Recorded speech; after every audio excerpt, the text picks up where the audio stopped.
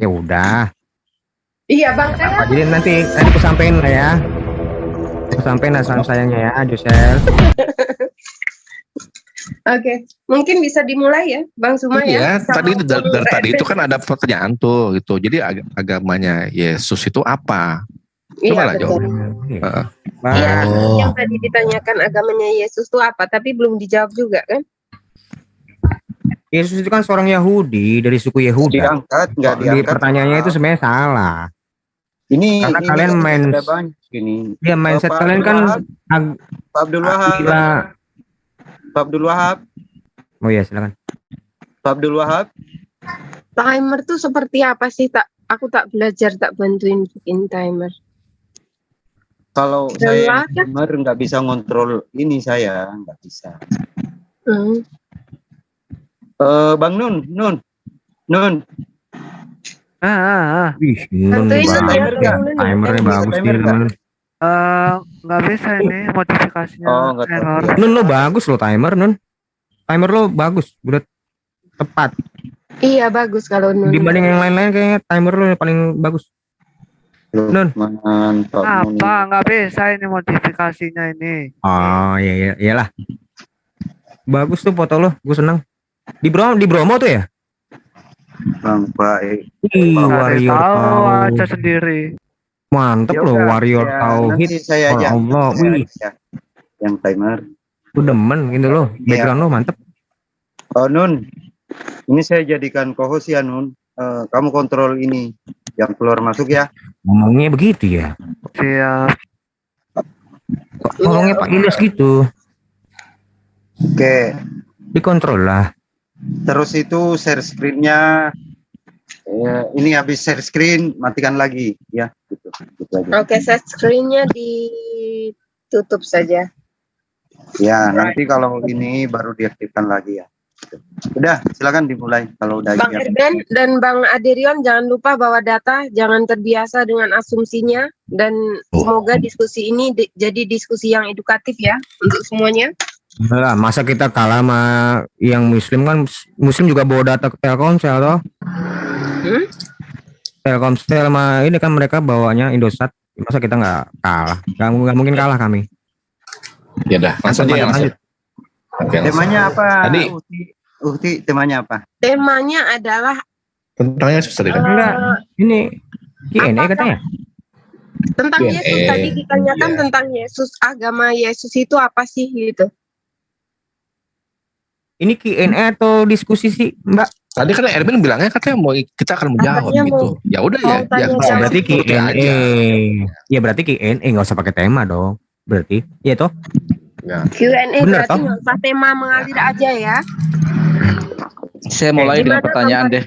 Ya boleh, saya mulai dengan pertanyaan aja. Itu Ringan tadi aja. udah dimulai loh, Mas. Farhan Oke, tadi sudah Mas dimulai Kingpin ya. udah duluan. Oh, Gak enak oke, tadi oke. Mas Kingpin udah Ini duluan. dimulai aja belum? Is open statement juga belum? Gimana sih? Udah bisa dimulai ya, Bang? Iya, dibuka dulu, dibuka. Oke, Assalamualaikum warahmatullahi wabarakatuh untuk semuanya. Semoga dalam keadaan sehat, selalu dalam lindungan Allah Subhanahu wa taala.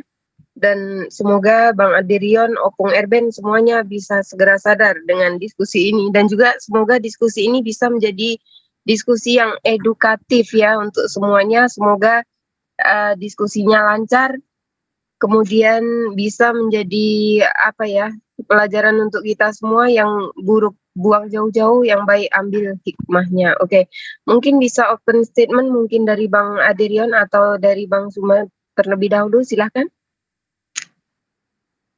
Ya, silakan. Kan perlu di opening statement gitu.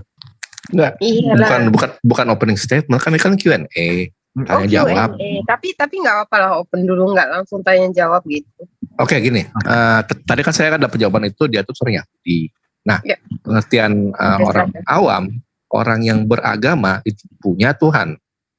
Oke, jadi bagaimana? Jadi oke, sekarang jadi saya terima jawabannya. Sekarang pertanyaan kelanjutannya, kalau dia itu punya Tuhan gitu kan, terus bagaimana kemudian dia dijadikan Tuhan? Silakan. Enggak gini ya, tentang ini ada dua hal nih, dua hal di dalam statementnya si Mas Kingpin ini. tentang agamanya Yesus dan Yesus punya Tuhan, kan gitu toh. Ada dua ya, benar ya? Oke. Baik. Nah, kalau tentang agama ini saya jelaskan satu persatu ya. Kalau tentang mengenai agama, Yesus Kristus itu memang terlahir dari seorang Yahudi, dari suku Yehuda, seorang Israel yang memang tunduk dengan ritus-ritus Yahudi, dengan hukum Taurat yang memang diberlakukan untuk orang-orang Israel. Jadi kalau misalnya kamu mengalamatkan itu agamanya Yesus, bukan. Itu bukan agama, tapi ritus, kebiasaan, tradisi Yahudi. Itu ya, kalau tentang agama ini saya sudah luruskan ya. Itu bukan tentang agama, sama jangan bayangkan sama seperti kita nih sekarang nih, bukan. Tapi dia seorang Yahudi. Itu tentang agama. Kalau tentang Tuhan, betul. Yesus itu adalah anak. Nah, dia itu memanggil ilah itu adalah Bapa karena dari Bapa itu adalah sumber, di mana di dalam diri Bapa itu yang di mana sebagai sumber itu terdapat firman dan roh. Firman itu adalah anak, dan anak ini telah menjadi manusia. Manusianya bernama Yesus Kristus. Matius 1 ayat 25. Makanya Yesus selalu memanggil dia Bapa. Itu jawabannya. Mungkin bisa ditambahin sama saudara Erben. Jawabannya udah bagus. Udah bagus. Saya boleh elaborasi dari jawaban Rion. Kalau memang, saya mau menggunakan standar Yesus ini kan sebagai Mesias di dalam Kekristenan.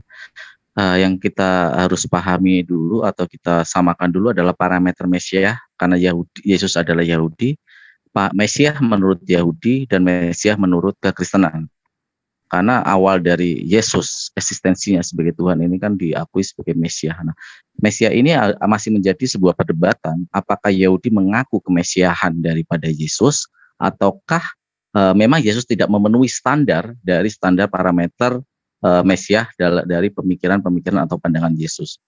Nah, yang saya pertanyakan adalah apakah menurut pandangan dari Yahudi ini Yesus memenuhi kriteria dan syarat-syarat untuk menjadi Mesias? Silakan. Gimana Le? Aku duluan atau gimana? Le dulu deh. Gini, jadi kemesiasan Yesus itu kan tidak mengikuti standar orang Yahudi. Tapi kemesiasan Yesus itu adalah mengikuti janji Allah kepada orang Yahudi. Siapa sih Mesias yang dijanjikan? Ya, Mesias yang dijanjikan itu penebus. Mesias yang dijanjikan itu seorang raja. Mesias yang dijanjikan itu sosok ilahi. Mesias yang dijanjikan itu seorang sosok yang menderita untuk memberikan keselamatan. Jadi standar Mesias itu bukan orang Yahudinya, tetapi apa yang Allah janjikan kepada para nabi orang Yahudi. Allah bro Ade, lengkapi bro. Oke, tentang Mesias ya. Mesias itu kalau tadi kan menurut Mas Farhan kan Mesias menurut Yahudi dan Mesias menurut Kekristenan. Sebenarnya enggak. Bukan seperti itu standarnya. Di Mesias yang benar itu adalah di mana sang Mesias itu sendiri yang nanti akan menjelaskan siapa dirinya. Nah, Yesus sudah menyatakan akulah Mesias, akulah dia ya. Permasalahannya Yahudi yang saat itu menolak dia. Tapi tidak seluruhnya Yahudi menolak dia. Bahkan di abad-abad pertama, bahkan sampai menjelang rubuhnya Bait Allah yang di tahun 70 di masa Jenderal Titus, Yahudi itu banyak mengikuti dia. Pak, jadi sekarang masalahnya Mesias Yahudi yang kamu maksud tuh Yahudi Second Temple atau Yahudi Rabbinik tanpa Bait Allah ini yang sekarang? Yahudi Bait Allah yang hari ini itu berbeda pahamnya tentang Mesias. Mesias bagi mereka itu nggak jelas. Bahkan aku kemarin baru berdebat dengan orang Yahudi, mereka nggak bisa menjelaskan Mesiasnya. Misalnya dikaitannya 2 Samuel 7 ayat 8 sampai 16, Daniel 7 ayat 13, mereka nggak bisa menjelaskan itu karena namanya Mesias itu dia adalah anak manusia yang turun dalam awan-awan, dari mana nanti segala suku bangsa akan mengabdi kepada dia. Itu secara literalnya di dalam Daniel 7 ayat 13 sampai 14, Pak. Masalah mereka itu menolak, ya itu urusan mereka, tapi tidak semua Yahudi menolak. Nah, kira-kira begitu penjelasanku. Oke, saya elaborasi dikit. Saya akan membawa standar dari Yahudi karena kalian kan mempercayai perjanjian lama. Artinya yang kita jadikan rujukan adalah dari perjanjian lama. Mesias ini seperti apa? Seperti ketika Mesias itu seperti membangun kuil ketiga. Ini kan jelas. standar untuk syarat menjadi Mesia itu kan membangun kuil ketiga. Ini ada di Yeskiel, ya, Yeskiel 37 kalau nggak salah ayat 26 atau 28. Silakan dibaca kalau nggak ini. Juga mengumpulkan seluruh orang-orang Yahudi kembali ke tanah Israel. Ya, itu ada di Yesaya 43 ayat 5 dan 6, nomor 5 dan 6. Artinya yang saya gunakan adalah parameter dari kitab suci Anda sendiri menurut pemahaman dari Yahudi. Nah, kalau Anda mengatakan bahwa seperti yang dikatakan Erben tadi, bahwa parameternya nggak seperti itu, parameternya seperti yang tadi disebutkan. Nah, saya meminta bukti dari Bible Anda sendiri, apakah syarat-syarat menjadi Mesia atau parameter menjadi Mesia, standarisasinya itu ada di Bible Anda, terutama di Perjanjian Baru. Mesia harus seperti ini, seperti ini, seperti ini.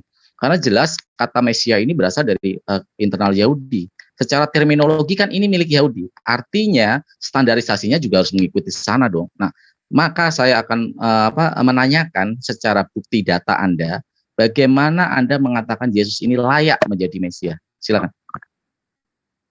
Ya, silakan. Aku mau ngasih ayat nih, Le. Le mau nambahin nggak, Le? Halo. Nih, langsung aja. Baik, aku kasih ya. Ya, aku nggak bisa share screen. Belum bisa share screen ya. Oke, tak buka dulu share screen-nya. Udah. Oh, sudah. Baik. Oke. Seperti yang tadi saya bilang, di mana tentang Mesias itu yang menentukan siapa itu Mesias, yaitu Mesias itu sendiri. Mesias itu sendiri. Di mana kaitannya? Daniel 7 ayat 13 kan. Aku terus, ini kitab Daniel ya. Ini penglihatan Daniel tentang anak manusia yang turun dalam awan-awan. Aku terus melihat dalam penglihatan malam itu tampak datang dengan awan-awan dari langit seorang seperti anak manusia. Iya, seorang seperti anak manusia itu berarti dia juga belum jelas tuh. Datanglah ia kepada yang lanjut usianya itu dan ia dibawa ke hadapannya, lalu diberikan kepadanya kekuasaan dan kemuliaan dan kekuasaan sebagai raja. Maka orang-orang dari segala bangsa, suku, bangsa, dan bahasa mengabdi kepadanya. Kekuasaannya adalah kekuasaan yang kekal dan sebagainya. Yang ini dipenuhi oleh diri Yesus sendiri, dan Yesus menyatakan itulah dia. Matius 26 ayat 63.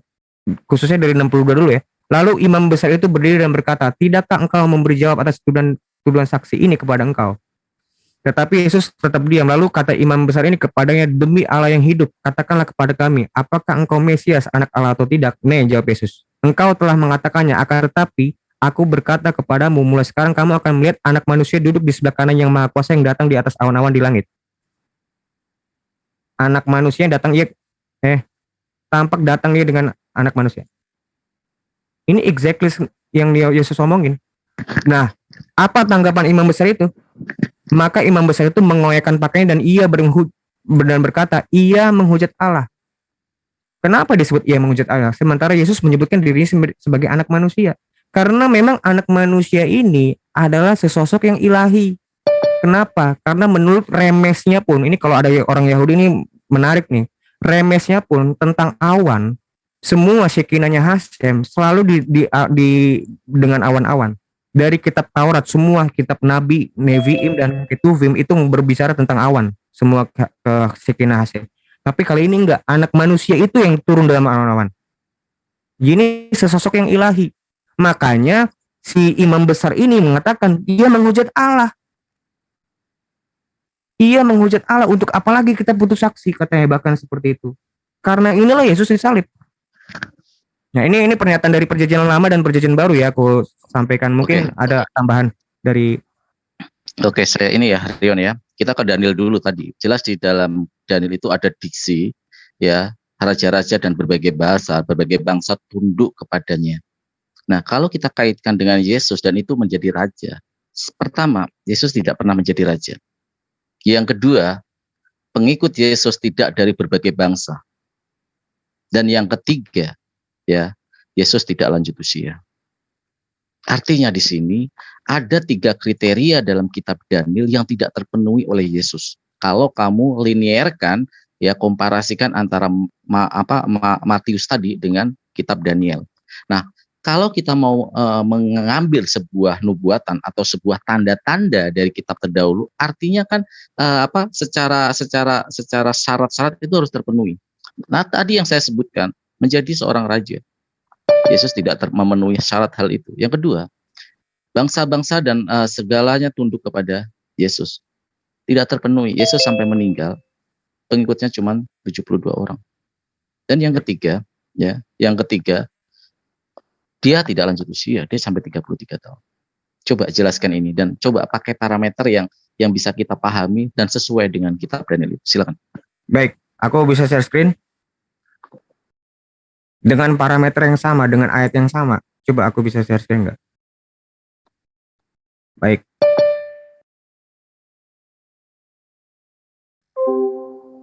Daniel 7 ayat 13. Perhatikan. Kekuasaannya ialah kekuasaan yang kekal, yang tidak akan lenyap, dan kerajaannya ialah kerajaan yang tidak akan musnah. Mungkinkah yang dimaksud di sini adalah kerajaan di dunia? Jelas enggak? Makanya kenapa Yesus mengatakan ini, kerajaanku bukan dari dunia ini. Jadi kalau kamu menganggap kalau kerajaan Yesus itu adalah kerajaan dari dunia ini, ya ini jawabannya Yesus. Jika kerajaanku dari dunia ini, pasti hamba-hambaku telah melawan supaya aku jangan diserahkan kepada orang Yahudi. Akan tetapi kerajaanku bukan dari sini. Ini kata Yesus. Maka kata Pilatus kepadanya, jadi engkau adalah raja. Jawab Yesus, engkau mengatakan bahwa aku adalah raja. Untuk itulah, nah ini dipertegas, untuk itulah aku lahir dan untuk itulah aku datang ke dalam dunia. Datang ke dalam dunia berarti sebelumnya bukan di dunia. Supaya aku memberi kesaksian tentang kebenaran. Setiap orang yang berasal dari kebenaran mendengarkan suaraku. Kalau kamu nggak dengar berarti kamu bukan berasal dari kebenaran, dari kebohongan. Kira-kira seperti itu. Nah, baru kalau orang Kristen melihat Yesus itu kan kedatangan yang pertama itu program penebusan, penyelamatan. Tetapi dia kan sudah naik ke surga. Dia tidak selamanya di kuburan.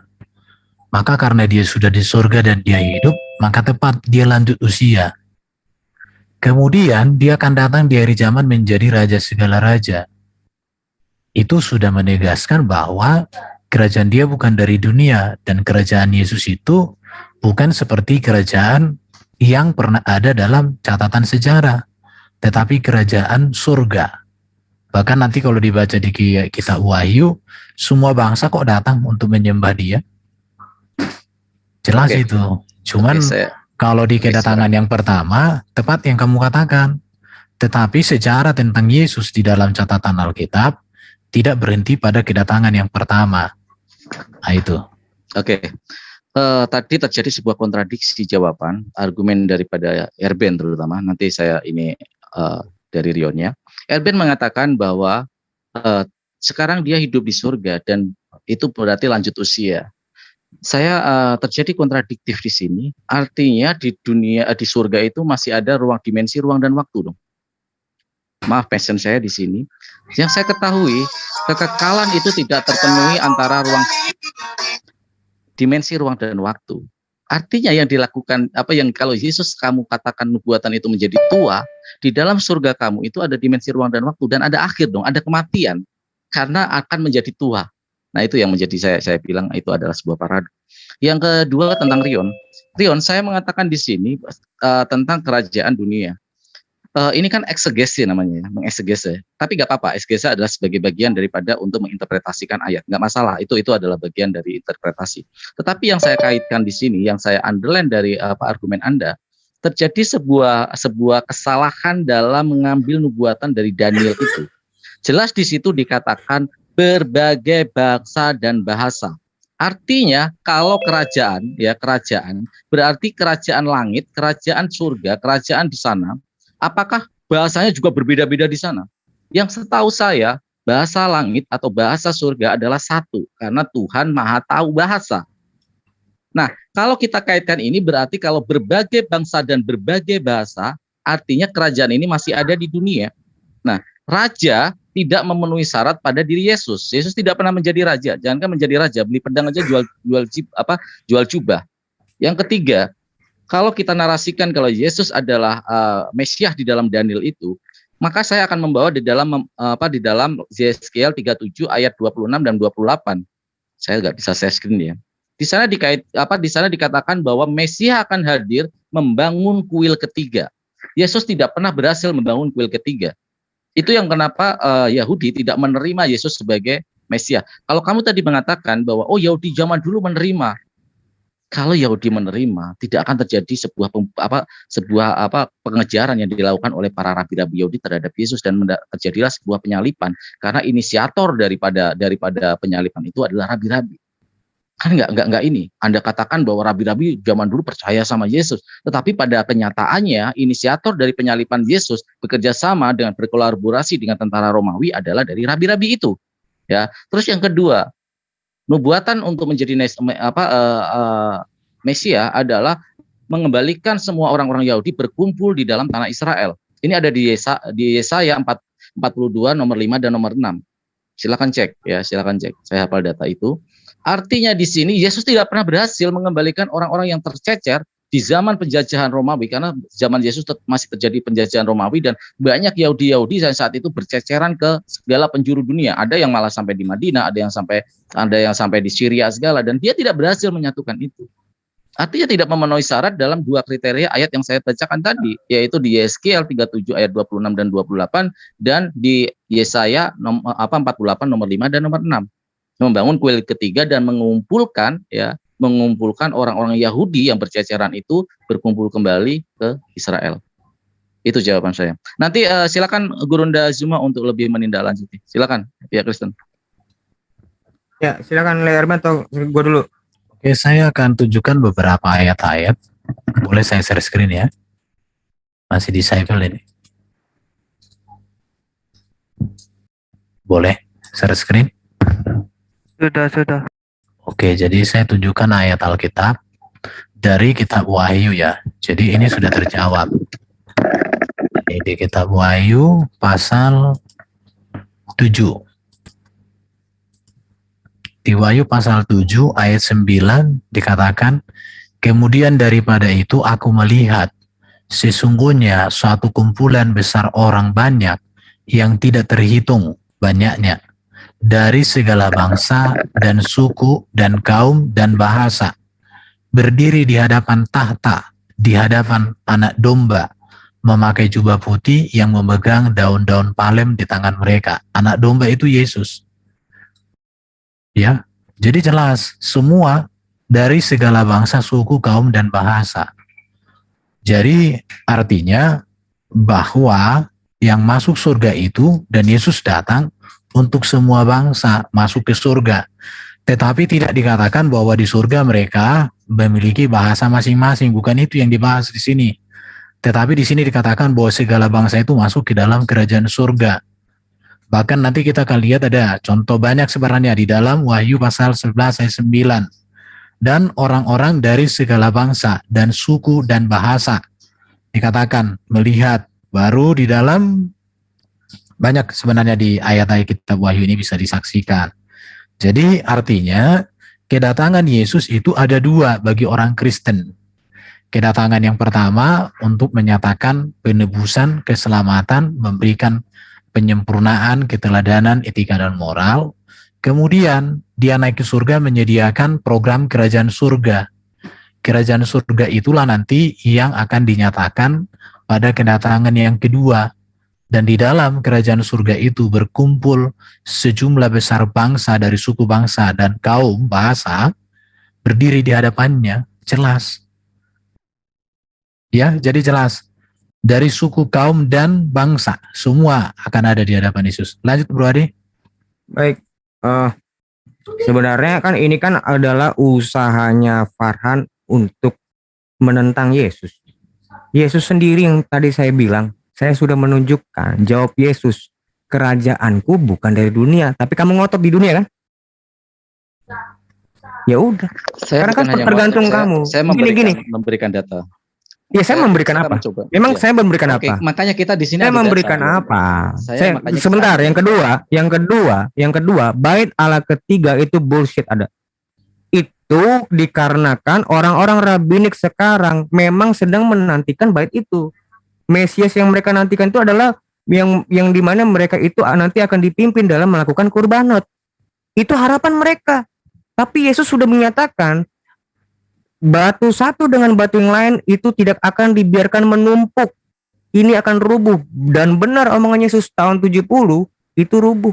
Sampai sekarang 2000 tahun mereka tidak pernah melakukan keimamatan. Ya, kalau kamu mau percaya orang-orang rabbinik sekarang, ya monggo, silakan. Tapi kalau saya tadi sudah menjawab dan menjelaskan, melihat, memperlihatkan dengan bukti saya langsung, mau percaya atau enggak terserah kamu.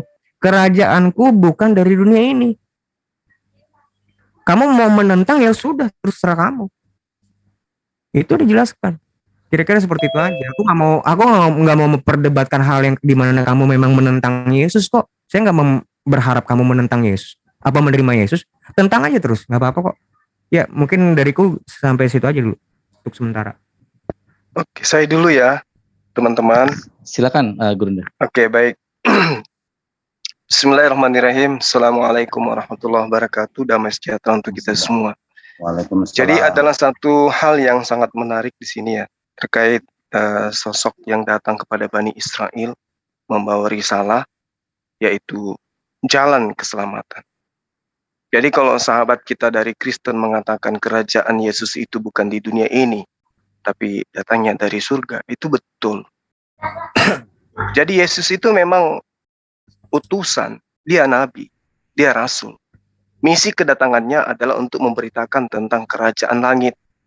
Makanya di dalam ajaran agama Islam itu, wajib hukumnya percaya Yesus itu adalah utusan Tuhan.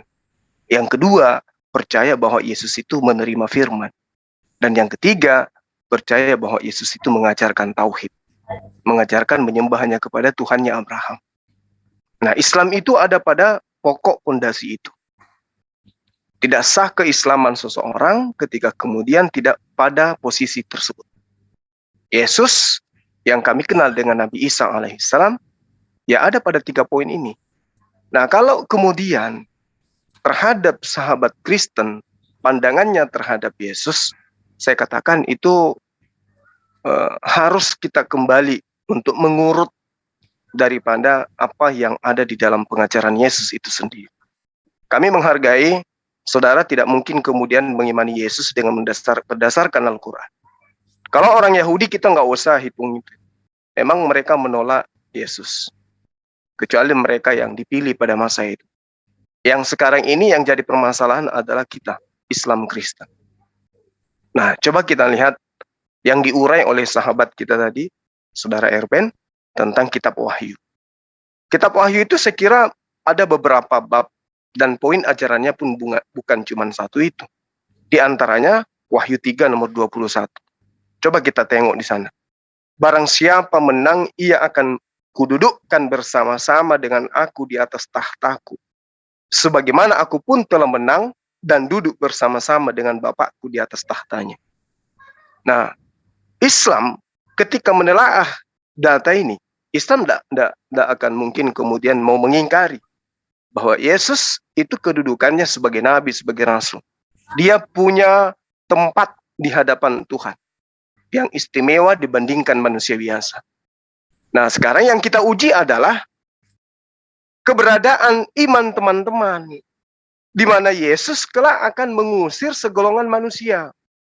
Aku tidak pernah mengenal kamu. Enyahlah daripada aku, kamu sekalian pembuat kejahatan. Ini poin yang harus Islam Kristen memiliki konsentrasi penuh ke sana. Kenapa? Karena di sini kita melihat teman-teman Kristen kalau berbicara Bible, semua orang bisa.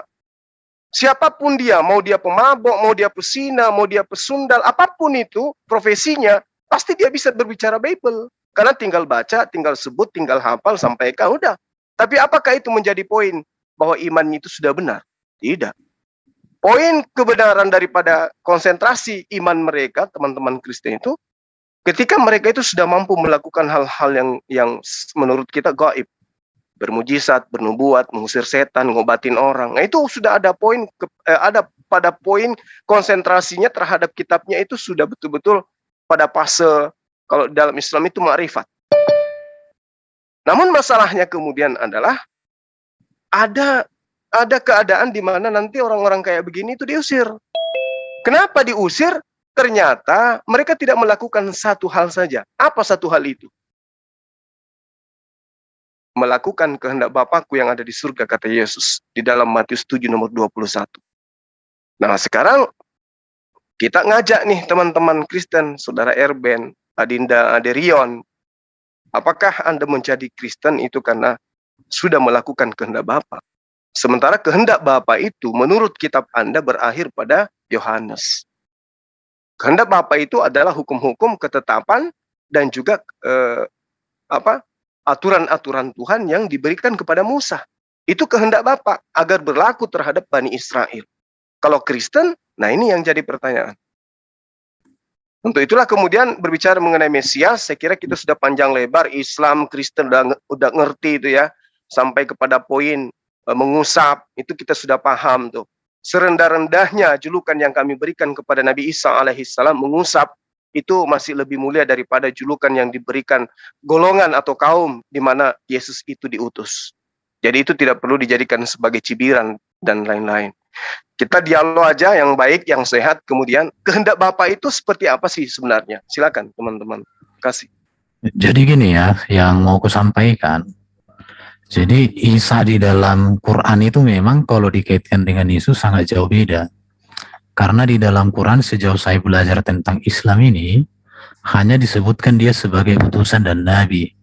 Sementara di dalam Alkitab, Yesus itu juga disebut sebagai Rabi. Disebut juga dia sebagai gembala, disebut juga dia sebagai Tuhan Kurios, disebut juga sebagai anak Allah, disebut juga dia gelarnya sebagai Mesias, sebagai imam, sebagai raja.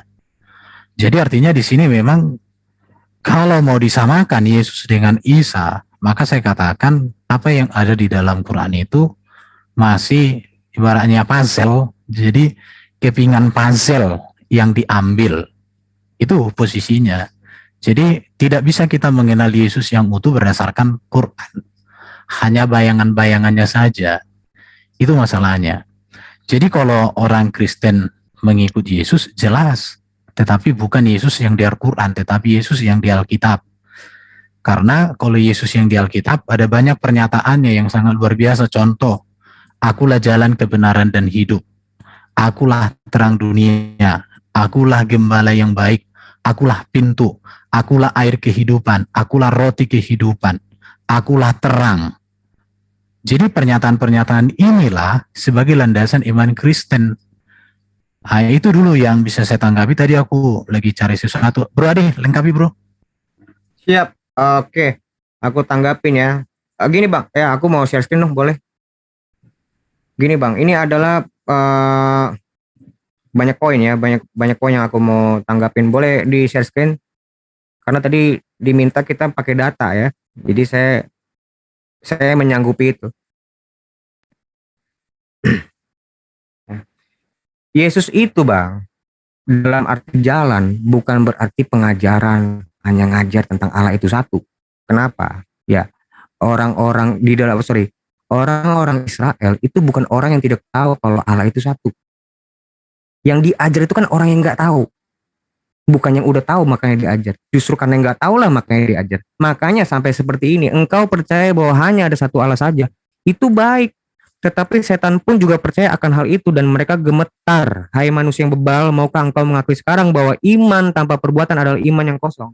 Jadi bagi kami, kalau hanya mengakui cuma Allah itu satu, itu cuma hanya levelnya baik.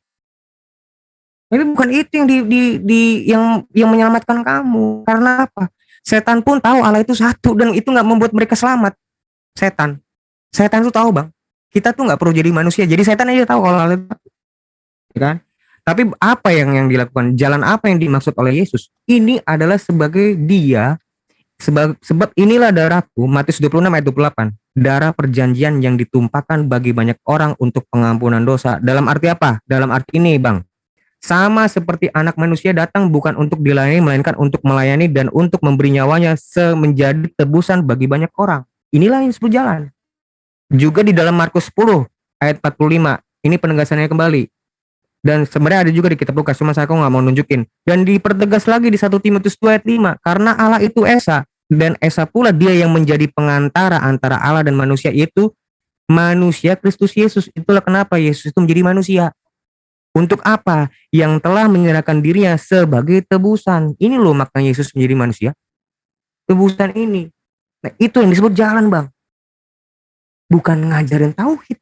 Bukan. Apa yang perlu diajarin orang-orang Israel itu? Mereka itu berjalan bersama Tuhan. Dari keluar dari Mesir masuk ke tanah Kanaan. Mereka berjalan. kok perlu diajarin? Kalau yang perlu diajarin itu orang yang nggak tahu, itu diajarin, betul. Tapi kalau orang yang nggak tahu, tentu kelasnya berbeda dong, kelas pengajarannya. Nah, Yesus ini lagi menawarkan, bukan hanya mengajarkan, menawarkan jalan. Makanya Yesus ini adalah sebagai tebusan, itulah disebut jalan, pengantara. Gitu ya. Jadi tentang jalan itu artinya ajaran tauhid, itu buatmu. Saya nggak mau apa mendiskreditkan apa imanmu. Tapi kalau tentang ajaran Yesus, yang dia sebut jalan itu adalah dia sebagai tebusan. Itulah jalan. Karena kita pernah membahas ini Bang tentang penebusan, tentang kurban. Itu lengkapi di situ tuh sebenarnya. Kaitannya dengan kurban. Nah, kira-kira seperti itu mungkin. Oke, Guru Ronda, mohon izin sebentar. Ya, silakan. Elaborasi ayat Yakobus ya. Saya akan share screen dan mencoba untuk lebih membreakdown Yakobus 2 ini, karena terjadi seperti terjadi justru inilah Islam yang melakukan, bukan hanya soal tauhid tapi bagaimana melaksanakan iman itu.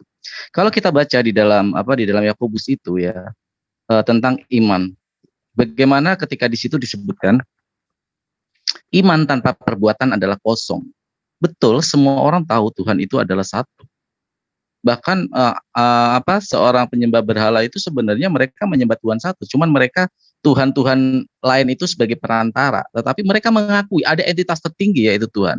Tetapi apakah keimanan atau pengetahuan tentang itu menjadikan mereka benar? Tidak. Yang dilihat adalah sebuah kebenaran dari perbuatan imannya. Jadi menzohirkan, mulut mengucapkan, dan seluruh badan kita, seluruh panca indera kita melaksanakan, tangan melaksanakan apa yang disuruh, berbuat baik, memberikan kebaikan. Itulah iman, melaksanakan. Betul yang dikatakan di Yakobus 2:24 sampai 26 itu. Nah, kalau kita kaitkan dengan itu, Rion, justru kamilah muslim yang melaksanakan hal tersebut. Bagaimana ketika Yesus berpuasa, kami berpuasa? Kamu pasti akan mengatakan, saya juga berpuasa. Oke, Yesus mengatakan di dalam Yohanes 17 ayat 3, hidup yang kekal itu adalah menyembah Bapa satu-satunya dan mengakui Yesus sebagai utusan. Dan kami melakukan itu. Apa yang tidak kami lakukan dari ajaran Yesus? Ketika Yesus maju selangkah dan dia tersungkur bersujud, kami melaksanakan sholat yang melakukannya persis seperti yang dilakukan oleh Yesus. Dan kami melakukan hal itu. Yesus mengatakan untuk berpuasa, kami berpuasa. Berkhitan, kami berkhitan. Yesus mengatakan tidak makan babi, kami tidak makan babi. Yesus mengatakan tidak satu iota pun merubah hukum atau menghilangkan hukum-hukum Torah, kami tidak menghilangkan sama sekali. Artinya kalau kamu kaitkan Yakobus 2:24-25 tentang iman, memang setan tahu Tuhan itu satu, hanya satu. Tetapi apakah setan? Kenapa setan itu masuk neraka? Karena mereka tahu, tetapi mereka malah melawan segala perintah yang diperintahkan oleh Allah melalui utusan-utusannya. Dan kami Islam lah yang melakukan itu, Rion. Kami bukan hanya mengklaim, tetapi kami melaksanakan segala apa yang diperintahkan oleh Nabi Allah kami Muhammad Sallallahu Alaihi Wasallam. Dan itu adalah penyempurna dari ajaran-ajaran sebelumnya. Kami tidak klaim, di dalam Al-Quran pun ada. Telah kusempurnakan. Allah berkata begitu. Allah berfirman seperti itu. Nah, kalau kita kaitkan dengan Yakobus ini, Rion, sangat naif kalau kamu mengatakan bahwa ini adalah yang dilaksanakan oleh kekristenan. Karena saya memahami bahwa kekristenan hanya mengatakan iman itu tanpa perbuatan. Mereka berkata bahwa penebusan sudah dilakukan oleh Yesus. Mengimani itu, tapi tidak melakukan. Mengimani Yesus sebagai penebus, tetapi penebusan itu dikira sebagai penyelamat. Padahal di dalam kitab Anda sendiri, perbuatanlah yang akan menyelamatkan kalian. Bukan hanya perkataan iman tanpa perbuatan. Silakan Guru Ronda ditambahkan. Baik, makasih. Jadi, Saudara Erben, kalau di dalam ajaran agama Islam, memang tentang Nabi Isa alaihissalam itu dikatakan sebagai nabi. Dia sebagai pertanda kepada Bani Israel. Nah, kalau sudah dikatakan, dia dijadikan sebagai pelajaran, sebagai tanda kepada Bani Israel, berarti itu sudah mencakup segala mujizat, kekuatan dan tanda-tanda yang ia lakukan. Termasuk apa yang kemudian yang dinobatkan kepada dirinya. Rabi, kemudian Mesias, atau Nabi, apapun itu adalah tanda. Oleh karena itulah kemudian Al-Quran mendudukkan dia sebagai jalan yang lurus. Wa innahu la ilmu lisa'ah falatamtarunna biha wattabi'un. Yang diterangkan kemudian, hadza siratul mustaqim. Ini adalah jalan yang lurus. Jalan lurus itu yang mana? Ia menyembah kepada Tuhannya Yesus, bukan menyembah kepada Yesusnya. Makanya dikatakan, akulah jalan kebenaran dan hidup. Apakah dia kemudian memberikan hidup kepada Bani Israel? Orang-orang yang percaya kepada dirinya bahwa dia adalah utusan Tuhan? Iya. Ibarat kata, dia mengobatin orang yang sakit, tapi dia nggak bisa menyembuhkan. Yang menyembuhkan itu adalah Tuhannya. Dia mengobatin, akibat dia mengobatin itulah Tuhan memberikan kemuliaan kepadanya, orang yang diobatinya itu sembuh. Sama seperti orang yang diberikan hidup, disediakan tempat. Mereka yang percaya kepada Yesus bahwa Yesus itu adalah utusan Tuhan akan dibangkitkan oleh Yesus karena memenuhi syarat, dan kebangkitan orang-orang tersebut itu disebabkan karena orang ini percaya Yesus itu utusan Tuhan dan percaya kepada Tuhannya Yesus sebagai satu-satunya Tuhan. Itulah intisari dari ajaran Islam. Nah, kalau teman-teman Kristen, ya memang Yesus itu Tuhan itu sendiri. Yesus itulah firman itu sendiri. Meski di dalam kitabnya teman sendiri mengatakan, Yesus menerima firman. Dia tidak bisa berkata-kata dari dirinya sendiri.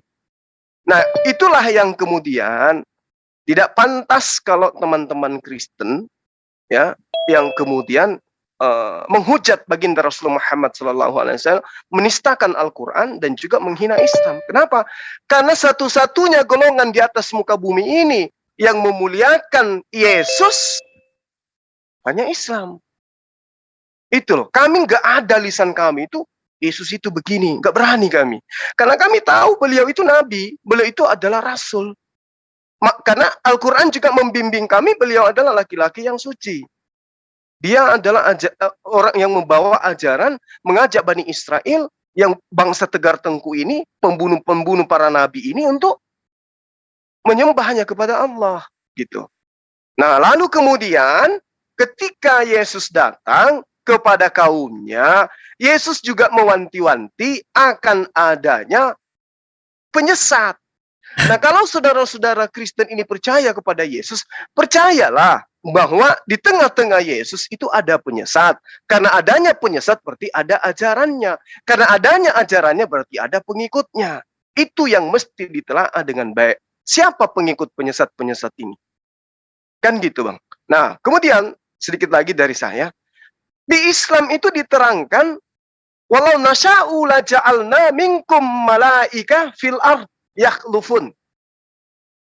Andai saja, kata Allah, Allah menghendaki niscaya ada di antara kamu yang kami jadikan malaikat-malaikat yang turun-temurun sebagai pengganti kamu di bumi, sekiranya apa yang diajarkan kemudian Allah, tidak ada nabi yang mau menegakkan. Seperti yang diterangkan di ayat sebelumnya.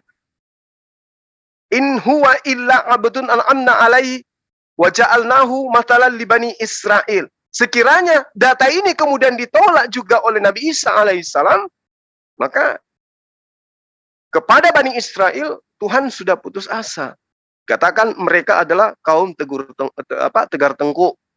Dia adalah pembangkang, sehingga di dalam kitab Ulangan, sekiranya mungkin aku berjalan di tengah-tengah kalian, sekejap saja aku akan hancurkan kalian. Karena Bani Israel itu memang yang kayak begitu. Mereka itu tegar tengkuk. Yesus datang ditolak, Yesus datang dianiaya, Yesus datang dihabisin. Nah, akibat dari tegar tengkuk inilah kemudian tidak berhenti sampai di situ. Bukan hanya penolakan kepada Yesus, mereka membentuk suatu sistem. Mendudukkan Yesus lebih daripada apa yang Yesus ajarkan kepada mereka. Padahal, mohon maaf nih, Yesus bersaksi tentang dirinya. Coba Anda lihat secara teliti dalam Yohanes 5 nomor 36. Siapa Yesus menurut Yesus?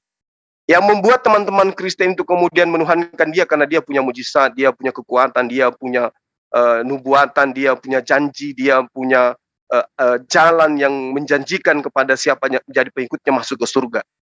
Tapi Yesus mengatakan kesemua itu adalah bersaksi, pekerjaan itulah yang bersaksi tentang aku bahwa dialah yang telah mengutus aku. Berarti aku ini siapa? Aku ini utusan Allah.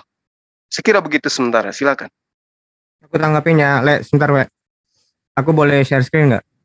Ya, silakan bro, silakan. Aku juga nanti share screen ya, habis Bro Adi. Baik. Ini menarik. Seperti yang dikatakan Mas Farhan tadi ya, kalau dialah yang melakukan ini, baik, engkau percaya bahwa hanya ada satu Allah saja, itu baik. Tetapi setan-setan pun juga percaya akan hal itu dan mereka gemetar. Karena tentang iman bahwa Allah itu satu, itu baik, betul. Tapi namanya iman tanpa perbuatan itu, ya adalah kosong. Nah, itu kan memang yang diajarkan Islam. Keutamaan kalimat la ilaha illallah, ini kita bisa lihat. Saat suatu nabi lalu beliau mengatakan, engkau terbebas dari neraka. Nabi bersabda, barang siapa berarti artinya siapapun yang akhir perkataannya sebelum meninggal dunia adalah la ilaha illallah, maka ia akan masuk surga. Siapapun itu. Mau itu dia pengebom, mau itu dia pembunuh, apapun perbuatannya, tapi terakhir la ilaha illallah, itu masuk surga. Nah, ini yang dimaksud dengan Yakobus 2 ayat 19. Itu baik, bukan tapi nggak menyelamatkan, karena apa? Setan pun gemetar. Ya, kalau kamu bilang mengatakan ini, Pak, kamu hati-hati. Pastikan kamu baca yang lengkap, ini di bawahnya apa ini? Bukan Abraham bapak kita dibenarkan karena perbuatan-perbuatannya. Ketika ia mempersembahkan Ishak anaknya di atas mezbah. Ya, kamu sendiri kan Ismail. Kamu kan iman tanpa perbuatan, berarti di sini sudah melanggar. Imanmu nggak kepada Ishak, kok kepada Ismail, bukan Ishak. Itu mungkin kalau ketambahanku, atau silakan layar Ben. Oke, saya share screen juga ya. Yang pertama Bro Juma, di dalam Alkitab itu jelas bahwa Yesus itu untuk semua manusia. Karena dikatakan, karena begitu besar kasih Allah akan dunia ini, ya. Jadi bukan hanya untuk bangsa Israel. Sehingga ia telah mengaruniakan anaknya yang tunggal, supaya setiap orang yang percaya kepadanya, bukan setiap orang Yahudi, ya. Sebab Allah mengutus anaknya, firman-Nya ke dalam dunia, bukan ke dalam Yahudi. Bukan untuk menghakimi, melainkan untuk menyelamatkan oleh Dia. Jadi memang Yesus itu juru selamat, karena memang Allah menyelamatkan manusia melalui Yesus. Tidak ada orang Kristen sejati mengatakan Yesuslah Allah Bapa itu sendiri, nggak ada. Barang siapa percaya kepada Yesus sebagai anak Allah, ia tidak dihukum. Barang siapa tidak percaya, ia berada di bawah hukuman. Ini jelas. Tetapi kalau Bro Juma juga sepakat dengan Quran, maka saya tunjukkan ini ada ayat Quran ini, surat 21 ayat 91. Dikatakan begini, dan yang memelihara kehormatannya, lalu kami tiupkan roh dari kami ke dalam tubuhnya. Kami jadikan dia dan anaknya sebagai tanda kebesaran bagi seluruh alam. Jadi saya tidak tahu Bro Juma ini, Qurannya pun jadi disangkal. Ini seluruh alam, apakah seluruh alam itu hanya Yahudi? Apakah bukan tanah Arab? Bahkan nanti kalau ditunjukkan terkemuka di bumi dan di surga. Apakah di bumi ini hanya ada bangsa Yahudi? Kalau sudah terkemuka di bumi di surga kan berarti sudah banyak, bukan hanya satu suku lagi, Bro. Itu dia. Baru saya mau tunjukkan juga sama Bro, Yesus menjadi Tuhan bagi orang Kristen bukan karena dia membuat mujizat, tetapi karena dia Tuhan lah, maka dia bisa berbuat mujizat. Itu yang tepat. Ini di ayatnya saya tunjukkan. Jadi bukan kami yang menjadikan Yesus sebagai Tuhan, tetapi karena dia Tuhan lah, maka dia bisa melakukan terbalik di situ. Ini dikatakan ayat 36 ya. Jadi seluruh kaum Israel harus tahu dengan pasti bahwa, jelas ya, Allah telah membuat Yesus yang kamu salibkan itu menjadi Tuhan dan Kristus. Jadi Tuhan di sini kan Kurios, Lord. Sedangkan Allah di sini kan God atau Theos. Jadi Allah sang pencipta lah yang membuat Yesus menjadi Tuhan dan Kristus Mesias. Mesias itu artinya raja, imam, dan nabi. Ini dia berbicara tentang Tuhan kepenguasaan. Jadi bukan orang Kristen yang menjadikan Yesus Tuhan, itu keliru besar. Tetapi Allah Bapa di surga itulah yang memberikan kepenguasaan kepada Yesus, dan kepenguasaan itulah menjadikan dia Tuhan penguasa. Kuasanya bagaimana? Kita lihat di sini di dalam Matius 28. Ya, jadi ini semua data-data karena kita tadi komitmen data-data. Nanti bawa PowerPoint nanti kalian bingung juga. Oke, saya ntar ini 28 ya, Matius 28.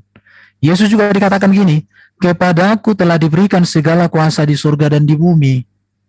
Kepadaku siapa ini? Kepada Yesus. Diberikan oleh siapa? Oleh Bapa itu. Kuasa, iya. Kuasa inilah ketuhanan itu. Kuasa. Ya, di surga dan di bumi. Jadi sebenarnya benar sekali apa yang dinyatakan oleh Yesus itu, bahwa dia Tuhan, bukan kami yang menjadikan Tuhan. Makanya saya kasihan dengan Irene Handono itu ya. Irene Handono mengatakan orang Kristen mengangkat Yesus menjadi Tuhan konsili kok Nisea 325 atau berapa. Itu salah. Tetapi yang benar adalah bahwa Bapa di surga lah yang menjadikan Yesus menjadi Tuhan. Dan karena dia Tuhan lah, maka dia bisa melakukan mujizat.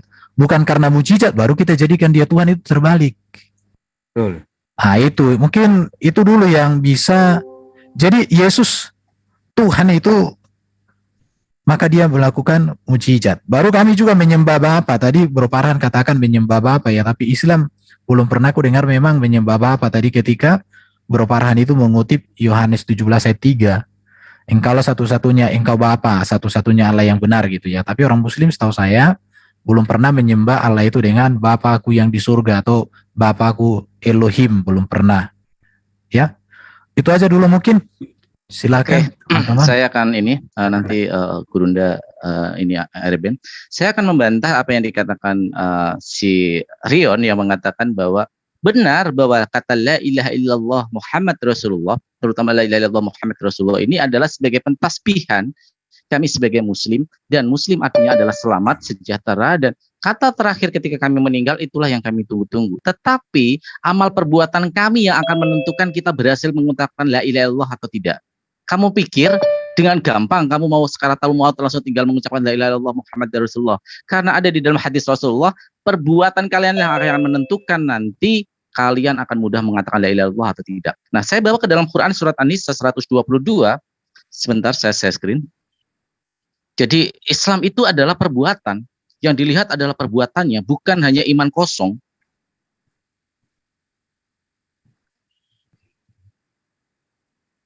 Oke, di sini A'udzubillahi minasyaitonirrajim. Bismillahirrahmanirrahim. Walladzina amanu wa amilus solihati sanudkhiluhum jannati tajri min tahtihal anhar khalidina fiha abadan. Wa'dallahi haqqo wa man asdaqu minallahi qilat. Sadaqallahul adzim. Maha benar Allah dengan segala firman-Nya.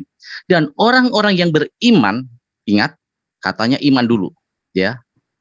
Pahami kalimatnya di dalam terjemahannya. Dan orang-orang yang beriman dan mengerjakan amal kebaikan.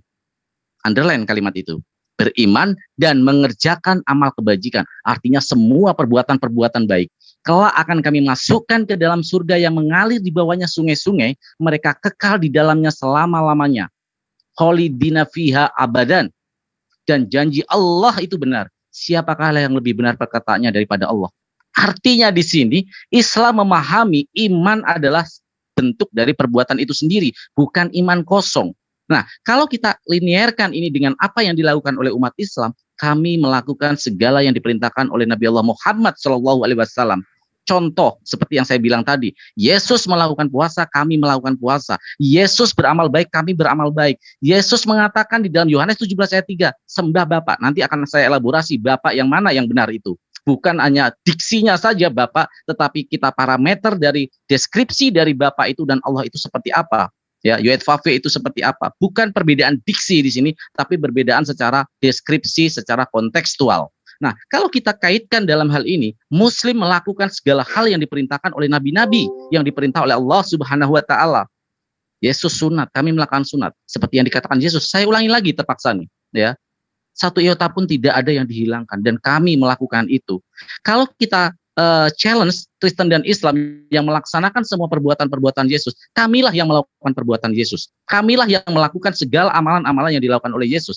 Yang kedua, ketika kalian mengatakan bahwa iman kalian adalah dengan perbuatan, saya katakan sekali lagi, di dalam kitab Anda sendiri mengatakan bahwa Maka ketika mempercayai Yesus, nanti saya kasih ayatnya, mempercayai Yesus Kristus sebagai penyelamat atau sebagai penebus dosa kalian, kalian akan masuk surga.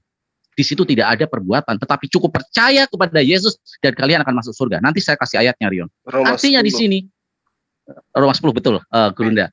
Artinya di sini Muslimlah yang melaksanakan hal ini. Di dalam Quran surat An-Nisa tadi saya katakan, dan orang yang beriman dan mengerjakan amal kebajikan. Iman selalu di dalam Al-Quran dikaitkan dengan amal kebajikan. Banyak ayat-ayat Al-Quran ketika bilang iman selalu dilanjutkan dengan amal kebaikan, amal kebajikan, perbuatan-perbuatan baik. Ini yang tidak ada di dalam kitab Anda. Bahwa percaya hanya kepada penyalipan Yesus sebagai penebus dosa, kalian akan masuk surga. Nonsen tanpa perbuatan. Itu. Terima kasih. Silakan Gurunda dilanjut. Iya, sedikit dari saya, teman-teman. Jadi gini,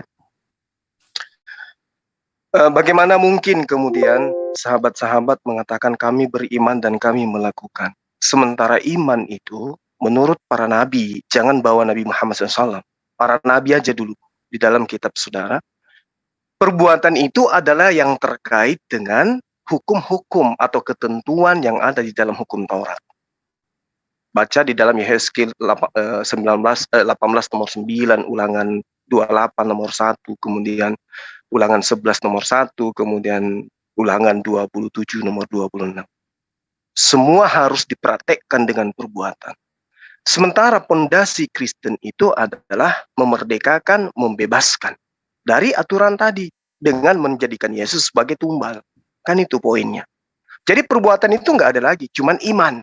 Makanya Paulus itu mengatakan bahwa orang diselamatkan bukan karena hukum Taurat, tetapi karena iman. Artinya bukan karena perbuatan, tapi karena iman orang diselamatkan. Itu tidak boleh dilupakan itu, karena itu adalah petua terakhir dari Paulus.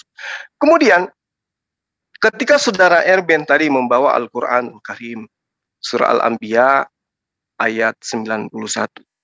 Memang betul, ayat Al-Quran mengatakan bahwa Nabi Isa alaihissalam itu adalah pertanda bagi seluruh alam. Pertanda apa? Pertanda kebesaran Tuhan yang mengutus dia. Dia lahir tanpa ayah, dia membangkitkan orang mati, membuat orang buta melihat, orang lumpuh berjalan. Iman Islam itu ada di situ. Makanya ayat itu mengatakan adanya kata ayat.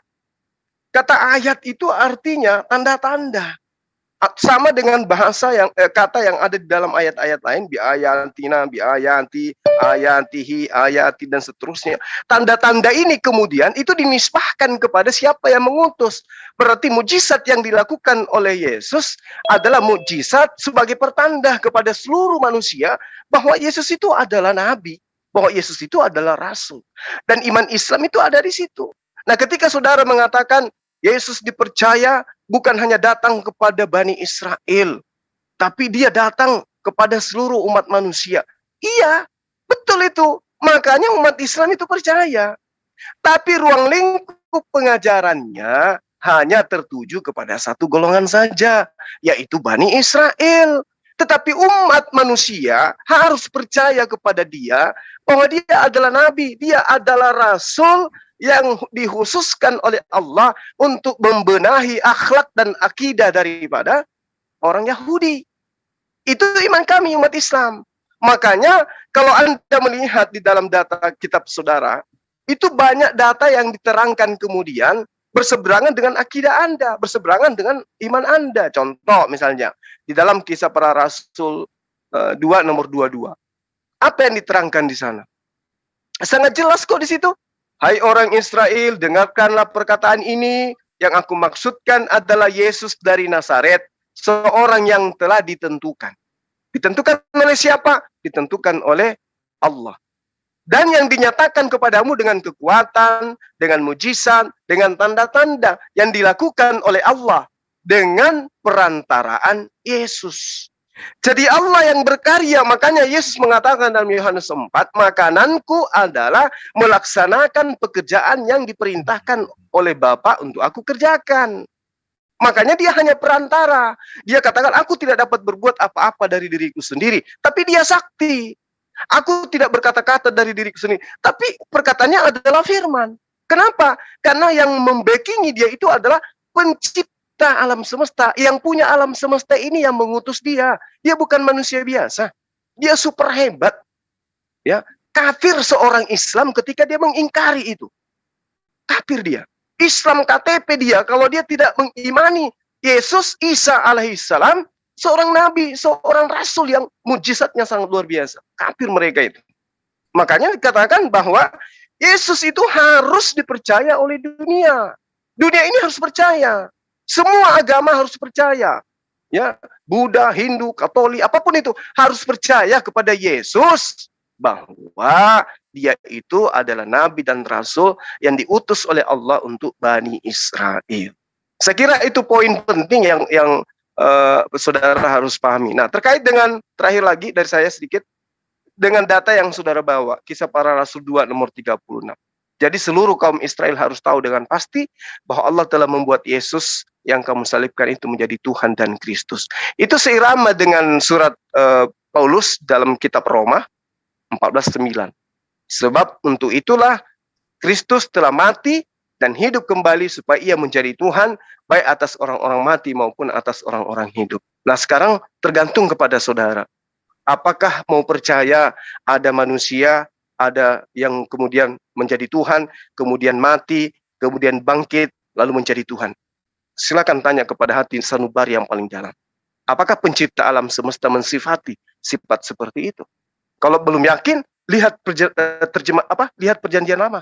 Bagaimana tipikal Tuhan? Apakah dia bisa mati? Apakah bisa dibunuh? Apakah bisa dibangkitkan? Dan seterusnya, silakan Anda lihat dalam situ. Karena kalau Al-Quran sudah pasti Anda menolaknya. Demikian sementara, silakan. Ya, silakan. Aku mau tanggapin ya, Aku mau share screen. Ya, silakan. Ya, karena memang Bang Zuma ini sekarang sudah mulai melunak. Kalau Isa itu akhirnya untuk dunia, karena memang kemarin itu premisnya sudah saya patahkan. Karena Isa pun nanti bukan turun di Israel, di tanah Arab, ya kan? Itu kan makanya sekarang kulihat nada-nadanya itu udah mulai melunak. Buat seluruh dunia, tapi dari Israel. Nah, sekarang saya jelaskan. Ini Yesus sendiri yang ngomong. Ada lagi padaku domba-domba lain yang bukan dari kandang ini. Bukan dari Israel. Domba-domba itu harus kutuntun juga dan mereka akan mendengar suaraku dan mereka akan menjadi satu kawanan dengan satu gembala. Itu juga ditegaskan kembali di Yohanes 3 ayat 16, karena begitu besar kasih Allah akan dunia ini. Jadi memang adalah hoaks kalau dinyatakan bahwa Yesus itu hanya untuk orang Israel. Memang keselamatan itu dari Yahudi, betul. Seperti yang tadi kemarin saya jelaskan juga, memang kan keselamatan itu dari Bapak Abraham dulu dimulai. Makanya situ adalah namanya perjanjian sunat. Makanya kenapa disunat itu mesti di situ? Karena memang dijanjikan keturunan, Bang. Dari Kejadian 3 ayat 15 pun yang dijanjikan itu adalah keturunan. Keturunanmu akan menghancurkan, meremukkan kepalanya dan keturunannya akan melihat tumitmu, meremukkan tumitmu. Di zaman Abraham juga tentang keturunan, di zaman Daud juga ngomong keturunan, di zamannya Yesaya juga ngomong keturunan. Semua itu tentang keturunan yang merujuk pada satu, Lukas 24 ayat 44 ya. Seluruhnya itu semua nabi-nabi, kitab nabi-nabi, kitab Taurat dan Mazmur menulis tentang aku, sang Mesias ini. Gitu. Jadi seluruh Taurat itu, kalau Abang melihat Taurat dengan kacamata Islam, dengan kacamata Abang, dengan kitab Taurat kami, itu nggak akan bisa nyambung. Harus dengan kacamata Kristus. Yes. Karena seluruhnya itu, Yesus itu, mereka itu menulis tentang Yesus, sang Mesias ini. Seibrani apapun dia. Seibrani apapun. Mau dia bahasa, faktanya apa? Tanya di sini orang-orang Yahudi. Bahkan kemarin aku baru berdebat dengan orang Yahudi. Rabi, kamu aja meramalkan tentang Mesias berkali-kali salah kok. Setiap kali salah. Wah, padahal mimpi pun dia berbahasa Ibrani. Nggak cukup, Bang. Kalau cuman hanya bisa berbahasa Ibrani. Harus Mesias itu yang menceritakan tentang dirinya. Nggak bisa yang lain. Nggak bisa Abang. Nggak bisa Yahudi sekalipun. Tovia Singer sekalipun nggak bisa. Nah ini. Jadi Yesus ini, Bang, memang untuk segala bangsa. Bukan untuk hanya orang Israel. Memang keselamatan dari orang Yahudi. Ya begitulah, Abang. Bang Oke. Silakan. Iya, jadi saya pun jadi bertanya dengan pertanyaannya Bro Cuma tadi ya. kalaulah Isa itu atau Yesus itu hanya untuk Bani Israel, maka tidak mungkin Allah sendiri mengatakan dia terkemuka di dunia dan di akhirat. Apakah di dunia ini hanya orang Yahudi? Apakah dunia itu hanya bangsa Israel sana? Apakah di akhirat itu hanya orang Yahudi juga? Enggak ada di sana orang selain Yahudi. Karena dikatakan dia terkemuka. Bukan salah satu yang terkemuka ya, tapi terkemuka. Ini menjadi pertanyaan saya. Saya mau share screen juga ini. Jadi, tadi ini juga dikutip Bro Juma ini ayat ini, Yohanes ini ayat 26. Sebab sama seperti Bapa mempunyai hidup dalam dirinya sendiri, demikian juga diberikannya anak mempunyai hidup dalam dirinya sendiri. Ia telah memberikan kuasa kepadanya untuk menghakimi karena ia adalah anak manusia. Jadi di sini pertanyaannya begini, siapa manusia yang diberikan Allah hidup, mempunyai hidup dalam diri sendiri, di mana dia berkuasa untuk menyerahkan nyawanya dan berkuasa untuk mengambilnya. Bahkan di sini dikatakan berkuasa untuk menghakimi. Dan penghakimannya itu, kalau nanti kita bicara Yesus hakim yang adil, ada banyak sekali ayat-ayat. Baru tadi ada pertanyaan, apakah Tuhan bisa mati? Di sini kesempatan ini saya akan menjelaskan etimologi kata Tuhan ya. Inilah patokan gereja. Jadi gereja itu berpatokan bukan kepada KBBI, tetapi kepada Alkitab yang diterbitkan tahun 1974. Ini dia. 1974 Alkitab terjemahan baru. Sedangkan KBBI itu 1988 yang bahasa kelima, tapi pertama kali itu diterbitkan 1983. Dimulai tahun 194 baru kamusnya dimulai disusun. Sedangkan Alkitab 1974 sudah selesai diterbitkan. Jadi tidak bisa lagi kita pakai KBBI memahami apa yang dimaksud di dalam apa yang ada di Alkitab. Bahkan sebenarnya gereja lebih dahulu memakai kata Tuhan daripada KBBI. Jadi kata Tuhan itu sebenarnya produk gereja. Kenapa? Karena ini ensiklopedia gereja sudah menuliskan itu. Dan kata Tuhan di sini artinya kan ini atasan atau penguasa pemilik. Makanya tadi saya ulang-ulang menyampaikan bahwa Yesus Tuhan artinya dia penguasa. Di situ. Jadi teman-teman muslim mungkin ini perlu dipahami. Makanya ketika kita belajar tentang kitab suci, maka kita memang tidak boleh lepas dari sejarah. Kalau kita lepas dari sejarah, maka kita memiliki pembicaraan yang tidak memiliki pondasi, tidak memiliki pijakan yang kokoh, itu rapuh. Iya, di sini ini saya tunjukkan ya. Jadi ini sudah ada ini ensiklopedia populer gereja. Jadi dari kata Tuhan itu berubah menjadi Tuhan. Ya, kenapa bisa berubah begitu? Karena Yesus Tuhan di atas segala Tuhan. Begitu. Dan itu menunjukkan sifat keilahian. Bukan KBBI, karena KBBI ini pertama kali penyusunan dimulai tahun 74. Sedangkan Alkitab tahun 74 sudah selesai. Dan ini terbitkan 1983 loh. Dan ini pun belum lengkap. Yang lengkap sekarang itu 1988. 1988 itulah yang sekarang disebut KBBI. Jadi sebenarnya ini harus kita legowo dengan sejarah. Kalau kita legowo dengan sejarah, maka memahami ketuhanan Yesus itu adalah sesuatu yang indah. Jadi bagi orang Kristen, Yesus adalah Tuhan. Tetapi bukan dia adalah Allah Bapa, bukan. Tetapi firman-Nya Bapa itu sendiri yang menjadi manusia. Ini harus ditegaskan.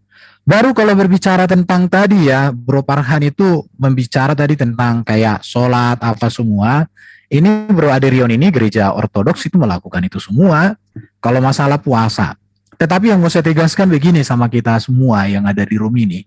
Kekristenan ini bukan berbicara ritual semata, tetapi lebih kepada relasi. Makanya Yesus mengatakan di dalam Yohanes pasal 15 ini digambarkan seperti ranting dan pokok. Artinya begini, ritual tanpa relasi yang intim dengan Tuhan itu sia-sia. Tetapi orang yang sudah ada di dalam relasi dengan Tuhan tanpa ritual, dia sudah bisa melakukan kehendak Tuhan, kehendak Bapa itu. Jadi ini perbedaannya antara Kristen dengan Muslim. Kalau Muslim itu tanpa ritual itu berdosa. Kalau orang Kristen ritual tanpa relasi itu nggak ada guna, sia-sia, justru dosa itu. Tetapi kalau kita sudah punya relasi, kita tinggal di dalam Kristus, Kristus tinggal di dalam kita, kita bersatu dengan Kristus melalui kita menghidupi karakter dan teladan Kristus, maka kita sudah mengalami keselamatan. Maka bagi kita itu penting itu adalah relasi, kedekatan. Bahkan bagi saya begini ya, perbuatan baik yang kita lakukan tanpa relasi sia-sia. Sama seperti seorang anak melakukan banyak perbuatan baik kepada orang lain, tetapi bapak dan mamanya tidak diakui sebagai bapak dan mamanya. Perbuatan baiknya itu sia-sia, nggak ada gunanya. Tetapi kalau anak itu memiliki relasi dengan saya sebagai orang tua, maka otomatis dia tahu cara bagaimana melakukan hal yang menyenangkan hatiku dan ketika dia berbuat yang menyenangkan hatinya. Kira-kira begitu. Itu yang mungkin saya sampaikan itulah dulu kira-kira.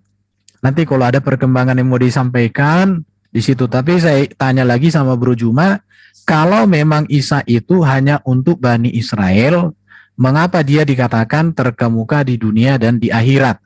Apakah dunia itu hanya orang Yahudi, dunianya orang Yahudi? Apakah di akhirat itu juga hanya orang Israel sana? Nggak ada di situ orang Makassar, nggak ada di situ orang Arab. Kalau orang Batak saya yakin ada, karena orang Batak itu Yahudi. Kira-kira begitu. Oke, terima kasih. Oke, saya akan bantah datanya si Erben dan nanti kita adu data siapa yang lebih valid dalam kata Tuhan dan Tuhan ya. Nanti kita elaborasi Erben dan saya akan tunjukkan bukti dari kekristenan sendiri sejarah Tuhan menjadi Tuhan. Saya akan share screen. Kalau kamu baca bilang kitab suci adalah pahami sejarahnya, saya setuju. Ini adalah penulisnya adalah seorang pendeta Huta Barat dan ini adalah kolom Kristen. Dan di sini dikatakan kata Tuhan, sebentar. Dari kata Tuhyang. Nih. Ya, saya akan ini ya, bisa di ini enggak? Ini saya kasih biru ya. Boleh kirim linknya bro, biar aku baca juga. Sebentar ya, saya baca ya. Iya, kirim linknya nggak apa-apa. Berasal dari bahasa Sanskerta yang diserap bahasa Jawa kuno yaitu Tuhyang, artinya kepala para dewa. Mengingat bahasa Sanskerta terkait paut dengan Hindu, Tuhan pun bermakna dewa. Ya, jadi saya bukan omong kosong, bukan hanya data dari Kristen, data nasional dari Kompas. Saya akan kasih data dari Kompas.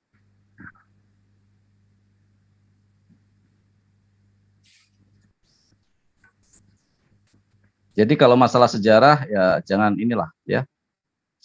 Insya Allah passion saya di sejarah.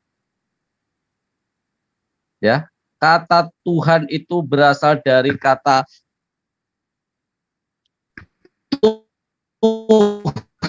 Tuhyang. Sama di sini ya. Karena maknanya kata yang direvisi akan tidak terpakai. Tetapi saat ini logikanya dan kenyataannya, apakah ada kata Tuhan di KBBI? Ternyata masih ada. Dan kalau kita deskripsikan kata Tuhan ini, silahkan si Erben deskripsikan dan breakdown kata-kata Tuhan ini dari kata apa? Karena harus ada rincian dari kata per kata. Tuhan itu dari kata apa? Kalau memang Tuhan itu dari kata Tuhan, sekarang Tuhan dari akar kata dari Tuhan itu dari kata apa? Itu yang pertama. Kalau saya ditanya, saya bisa menunjukkan. Tuhan dari kata Tuhyang. Tuh adalah sang, Hyang adalah di kepala para dewa. Dan ini terkait dari sejarah Sanskerta, sejarah Nusantara, bagaimana Nusantara zaman dahulu, di tahun bahkan sebelum ya Belanda masuk, dia tadi membanggakan tahun 1800-an. Sanskerta itu dari tahun berapa, Erben? Artinya apa yang data yang diklaim oleh gereja itu adalah palsu. Kenapa? Saya berani membuktikan. Silakan breakdown kata-kata, definisikan kata Tuhan itu dari apa. Kalau Tuhyang menjadi Tuhan, sekarang di KBBI masih ada Tuhyang nggak? Nggak ada, karena kata itu sudah diserap dan direvisi menjadi Tuhan. Setiap kata yang direvisi di dalam KBBI pasti dihilangkan kata yang sudah direvisi itu. Tapi anehnya mereka mengklaim kata Tuhan menjadi Tuhan, tapi Tuhan masih ada. Dan kalau kita tanyakan apa dari kata Tuhan itu akar katanya dari mana? Secara terminologi mereka nggak akan pernah bisa menjawab. Tuhan dari mana? Kalau di dalam bahasa Sanskerta, Tuhan itu dari kata Tuhyang, Hyang Widi, Sang Hyang Widi. Kalau Anda orang-orang Jawa pasti tahu Danyang yang menguasai suatu tempat itu dari kata Dahyang. Jadi Erben kalau masalah historikal Jangan coba-coba memalsu data di depan Farhan. Silakan Gurunda. Baik, yang pertama saya tanggapi dulu terkait dengan terkemuka ya. Nah inilah keindahan Islam itu. Jadi Nabi Isa alaihissalam itu dianggap terkemuka di dunia dan di akhirat. Artinya iman kami sebagai seorang muslim itu tidak salah ketika mendudukkan beliau itu adalah seorang nabi dan rasul. Masalahnya di sini adalah Al-Quran menerangkan bahwa bukan hanya kata wajihan, tapi dikatakan Ibnu Maryam, anak laki-laki dari perempuan bernama Maryam. Jadi seterhormat apapun dia tetap manusia. Maka kedudukan yang paling tinggi baginya hanyalah Nabi dan Rasul. Karena dikatakan Al-Masih, Isa, Ibnu itu anak laki-laki. Mustahil kemudian ya dia itu adalah Tuhan itu sendiri. Itu yang pertama. Kemudian yang kedua, kalau di dalam Al-Quran surah Ali Imran disebutkan bahwa Nabi Isa alaihissalam itu disebut wajihan, lalu kemudian diterjemahkan terkemuka di dunia, fit dunia, wal akhirah, dan juga di akhirat. Tapi ayat ini kemudian dijelaskan di kalimat akhir, wa minal muqarrabin, dan dia masuk ke dalam golongan orang-orang yang didekatkan kepada Allah. Berarti masuk ke dalam golongan orang-orang. Berarti bukan cuma dia. Nah, apa buktinya? Coba kita lihat dalam Al-Quran di ayat lain, surah Al-Ahzab ayat 69. Bismillahirrahmanirrahim. Ya ayyuhalladzina amanu la takunu kalladzina aza Musa. Fabarra'ahu Allahu mimma qalu wa kana indallah wajihan. Musa juga disebut wajihan. Dia mempunyai kedudukan terhormat di sisi Allah. Tentang Isa disebut wajihan. Tentang Musa juga disebut wajihan. Berarti kedudukannya sama. Itu yang saya tanggapi pertama. Kemudian kepada saudara Ade, ketika saudara mengambil data di dalam kitab saudara, ada lagi domba-dombaku yang bukan dari kandang ini. Betul. Ada domba-domba di luar dari pengajaran Yesus. Karena pada saat Yesus terangkat ke langit, murid-muridnya masih ngajar. Makanya dia pesan di dalam Matius 10 nomor 5 nomor 6, pergilah ke seluruh bangsa, janganlah ke jalan lain, tapi datanglah kepada murid-muridku dari Bani Israel. Sehingga murid-murid ini masih menjalankan misi dakwah itu, mengajak orang-orang yang tidak pernah bertemu Yesus untuk beriman kepada Yesus. Jadi memang ada domba-domba. Selain daripada murid yang bertatap muka dengan Yesus. Yang bahaya dan harus diwanti-wanti sekarang ini adalah serigala yang nyamar domba itu. Ada domba, ada yang nyamar domba. Nah, siapa yang nyamar domba ini? Apakah kemudian Bani Israel? Nggak mungkin. Bani Israel dan domba yang disebut Bani Israel sebagian besar menolak Yesus, bukan lagi disebut domba dia, tapi disebut serigala yang menginginkan kemudian pengajaran Yesus itu dipalingkan. Nah, coba kita lihat. Ya, jadi ketika saya mengatakan ada domba-domba di luar daripada kandangnya Yesus, memang betul kandang yang dimaksud di situ adalah tempat dia ngajar, di mana dia berkeliling, di mana dia bertemu dengan orang-orang ini. Itulah yang disebut kandang. Tapi ada juga domba-domba yang di luar, yaitu mereka yang mengimani Yesus sebagai nabi, berasal dari Bani Israel berdasarkan pengajaran orang-orang yang mengikuti ajaran Yesus. Makanya kan ada sejarah tuh yang menerangkan antara tauhid dan juga trinitas itu bunuh-bunuhan. Orang yang mengatakan Yesus itu adalah penyampai firman dibunuh kan. Lalu kemudian Arius ini habis musnah. Yang muncul kemudian adalah dia mengajarkan trinitas. Nah, coba kita lihat apa yang diterangkan oleh Yesus di dalam Matius 23 nomor 33 nomor 36. Hai kamu ular-ular, hai kamu keturunan ular beludak, bagaimana mungkin kamu dapat meluputkan diri dari hukuman neraka? Sebab itu, lihatlah aku mengutus kepadamu nabi-nabi, orang-orang bijaksana, ahli Torah, separuh di antara mereka kamu bunuh dan kamu salibkan, yang lain kamu sesat di rumah-rumah ibadat, dan kamu aniaya dari kota ke kota, supaya kamu menanggung akibat penumpahan darah orang yang tidak bersalah, mulai dari Habel, orang-orang benar itu, sampai kepada Zakaria anak bereknya, yang kamu bunuh di antara tempat kudus dan mesbah. Aku berkata kepadamu. Nah, ini Yesus berkata. Apa yang dikatakan di akhir kalimat ini? Sesungguhnya semua ini akan ditanggung angkatan ini. Maksudnya, antikristus penyesat itu sesama dengan Yesus. Coba kita lihat. 2 Korintus 12 nomor 7 misalnya. Apa yang dikatakan di situ? Dan supaya aku jangan meninggikan diri karena pernyataan-pernyataan yang luar biasa itu. Maka aku diberi suatu dari dalam dagingku, duri dalam dagingku, yaitu seorang utusan iblis untuk menggocok aku supaya aku jangan meninggikan diri. Tapi faktanya, Paulus itu meninggikan diri. Dia bahkan menyetarakan dirinya sama seperti Yesus. Bahkan menyebut dirinya sebagai Bapa. Sementara Yesus menerangkan, menurut tulisan yang ada dalam kitab saudara ya, dalam 1 Yohanes 2 nomor 18-19. Anak-anakku, inilah adalah waktu yang terakhir. Seperti yang telah kamu dengar, seorang antikristus akan datang, sekarang telah bangkit banyak antikristus. Itulah tandanya bahwa waktu ini benar-benar waktu yang terakhir. Memang mereka berasal dari kita. Coba. Jadi jangan pernah menyangka di luar daripada Bani Israel serigala itu. Memang mereka berasal di antara kita, tetapi mereka tidak sungguh-sungguh. Tidak sungguh-sungguh menjadi pengikut Yesus. Sebab jika mereka sungguh-sungguh termasuk kepada kita, niscaya mereka tetap bersama-sama dengan kita. Tetapi hal itu terjadi supaya menjadi nyata bahwa tidak semua mereka sungguh-sungguh kepada kita. Makanya ada Yesus mengatakan begini, percuma mereka beribadah kepada aku, sementara amalan yang mereka lakukan itu adalah adat istiadat, perkataan-perkataan manusia. Ini yang perlu saya sampaikan kepada saudara, bahwa antikristus itu memang ada. Domba-domba yang Anda maksud adalah Anda, tunggu dulu.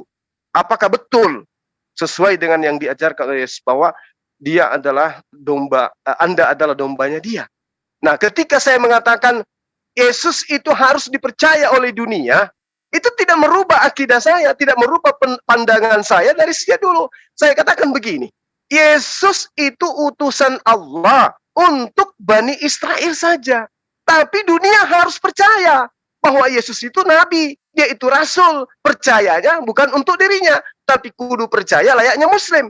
Isa, Yesus itu kami percayai sebagai nabi, tapi ruang lingkup pengutusannya hanya untuk Bani Israel saja. Musa kami imani sebagai nabi, Abraham kami imani sebagai nabi, tapi untuk kaumnya masing-masing. Nah, dunia yang tidak percaya tentang itu tidak ada keselamatan bagi mereka. Tidak ada keselamatan. Termasuk Yahudi yang tidak percaya kenabian Yesus tidak akan selamat. Tidak akan selamat. Meski mereka menyembah kepada Tuhannya Abraham, mereka mengimani Musa, tapi ketika Yesus datang kepada mereka, mereka tidak mengimani Yesus sebagai nabi utusan Tuhan, tidak akan selamat. Makanya Yesus mengatakan, hidup kekal itu adalah mereka mengenal Engkau satu-satunya Tuhan yang benar. Bani Israel sudah percaya Tuhannya Israel itu Tuhan yang benar, satu-satunya. Tapi mereka menolak Yesus, ditolak oleh Tuhan. Nah, sama ketika ada orang Yahudi percaya Abraham, percaya Musa, percaya Yesus, kemudian datang Nabi Muhammad SAW, ditolak Nabi Muhammad, imannya juga tertolak. Karena sudah datang Nabi terakhir, tapi tidak dipercaya gitu. Itu poin yang ingin saya sampaikan kepada saudara berdua. Kiranya apa yang saya sampaikan ini bisa disikapi dengan baik. Silakan.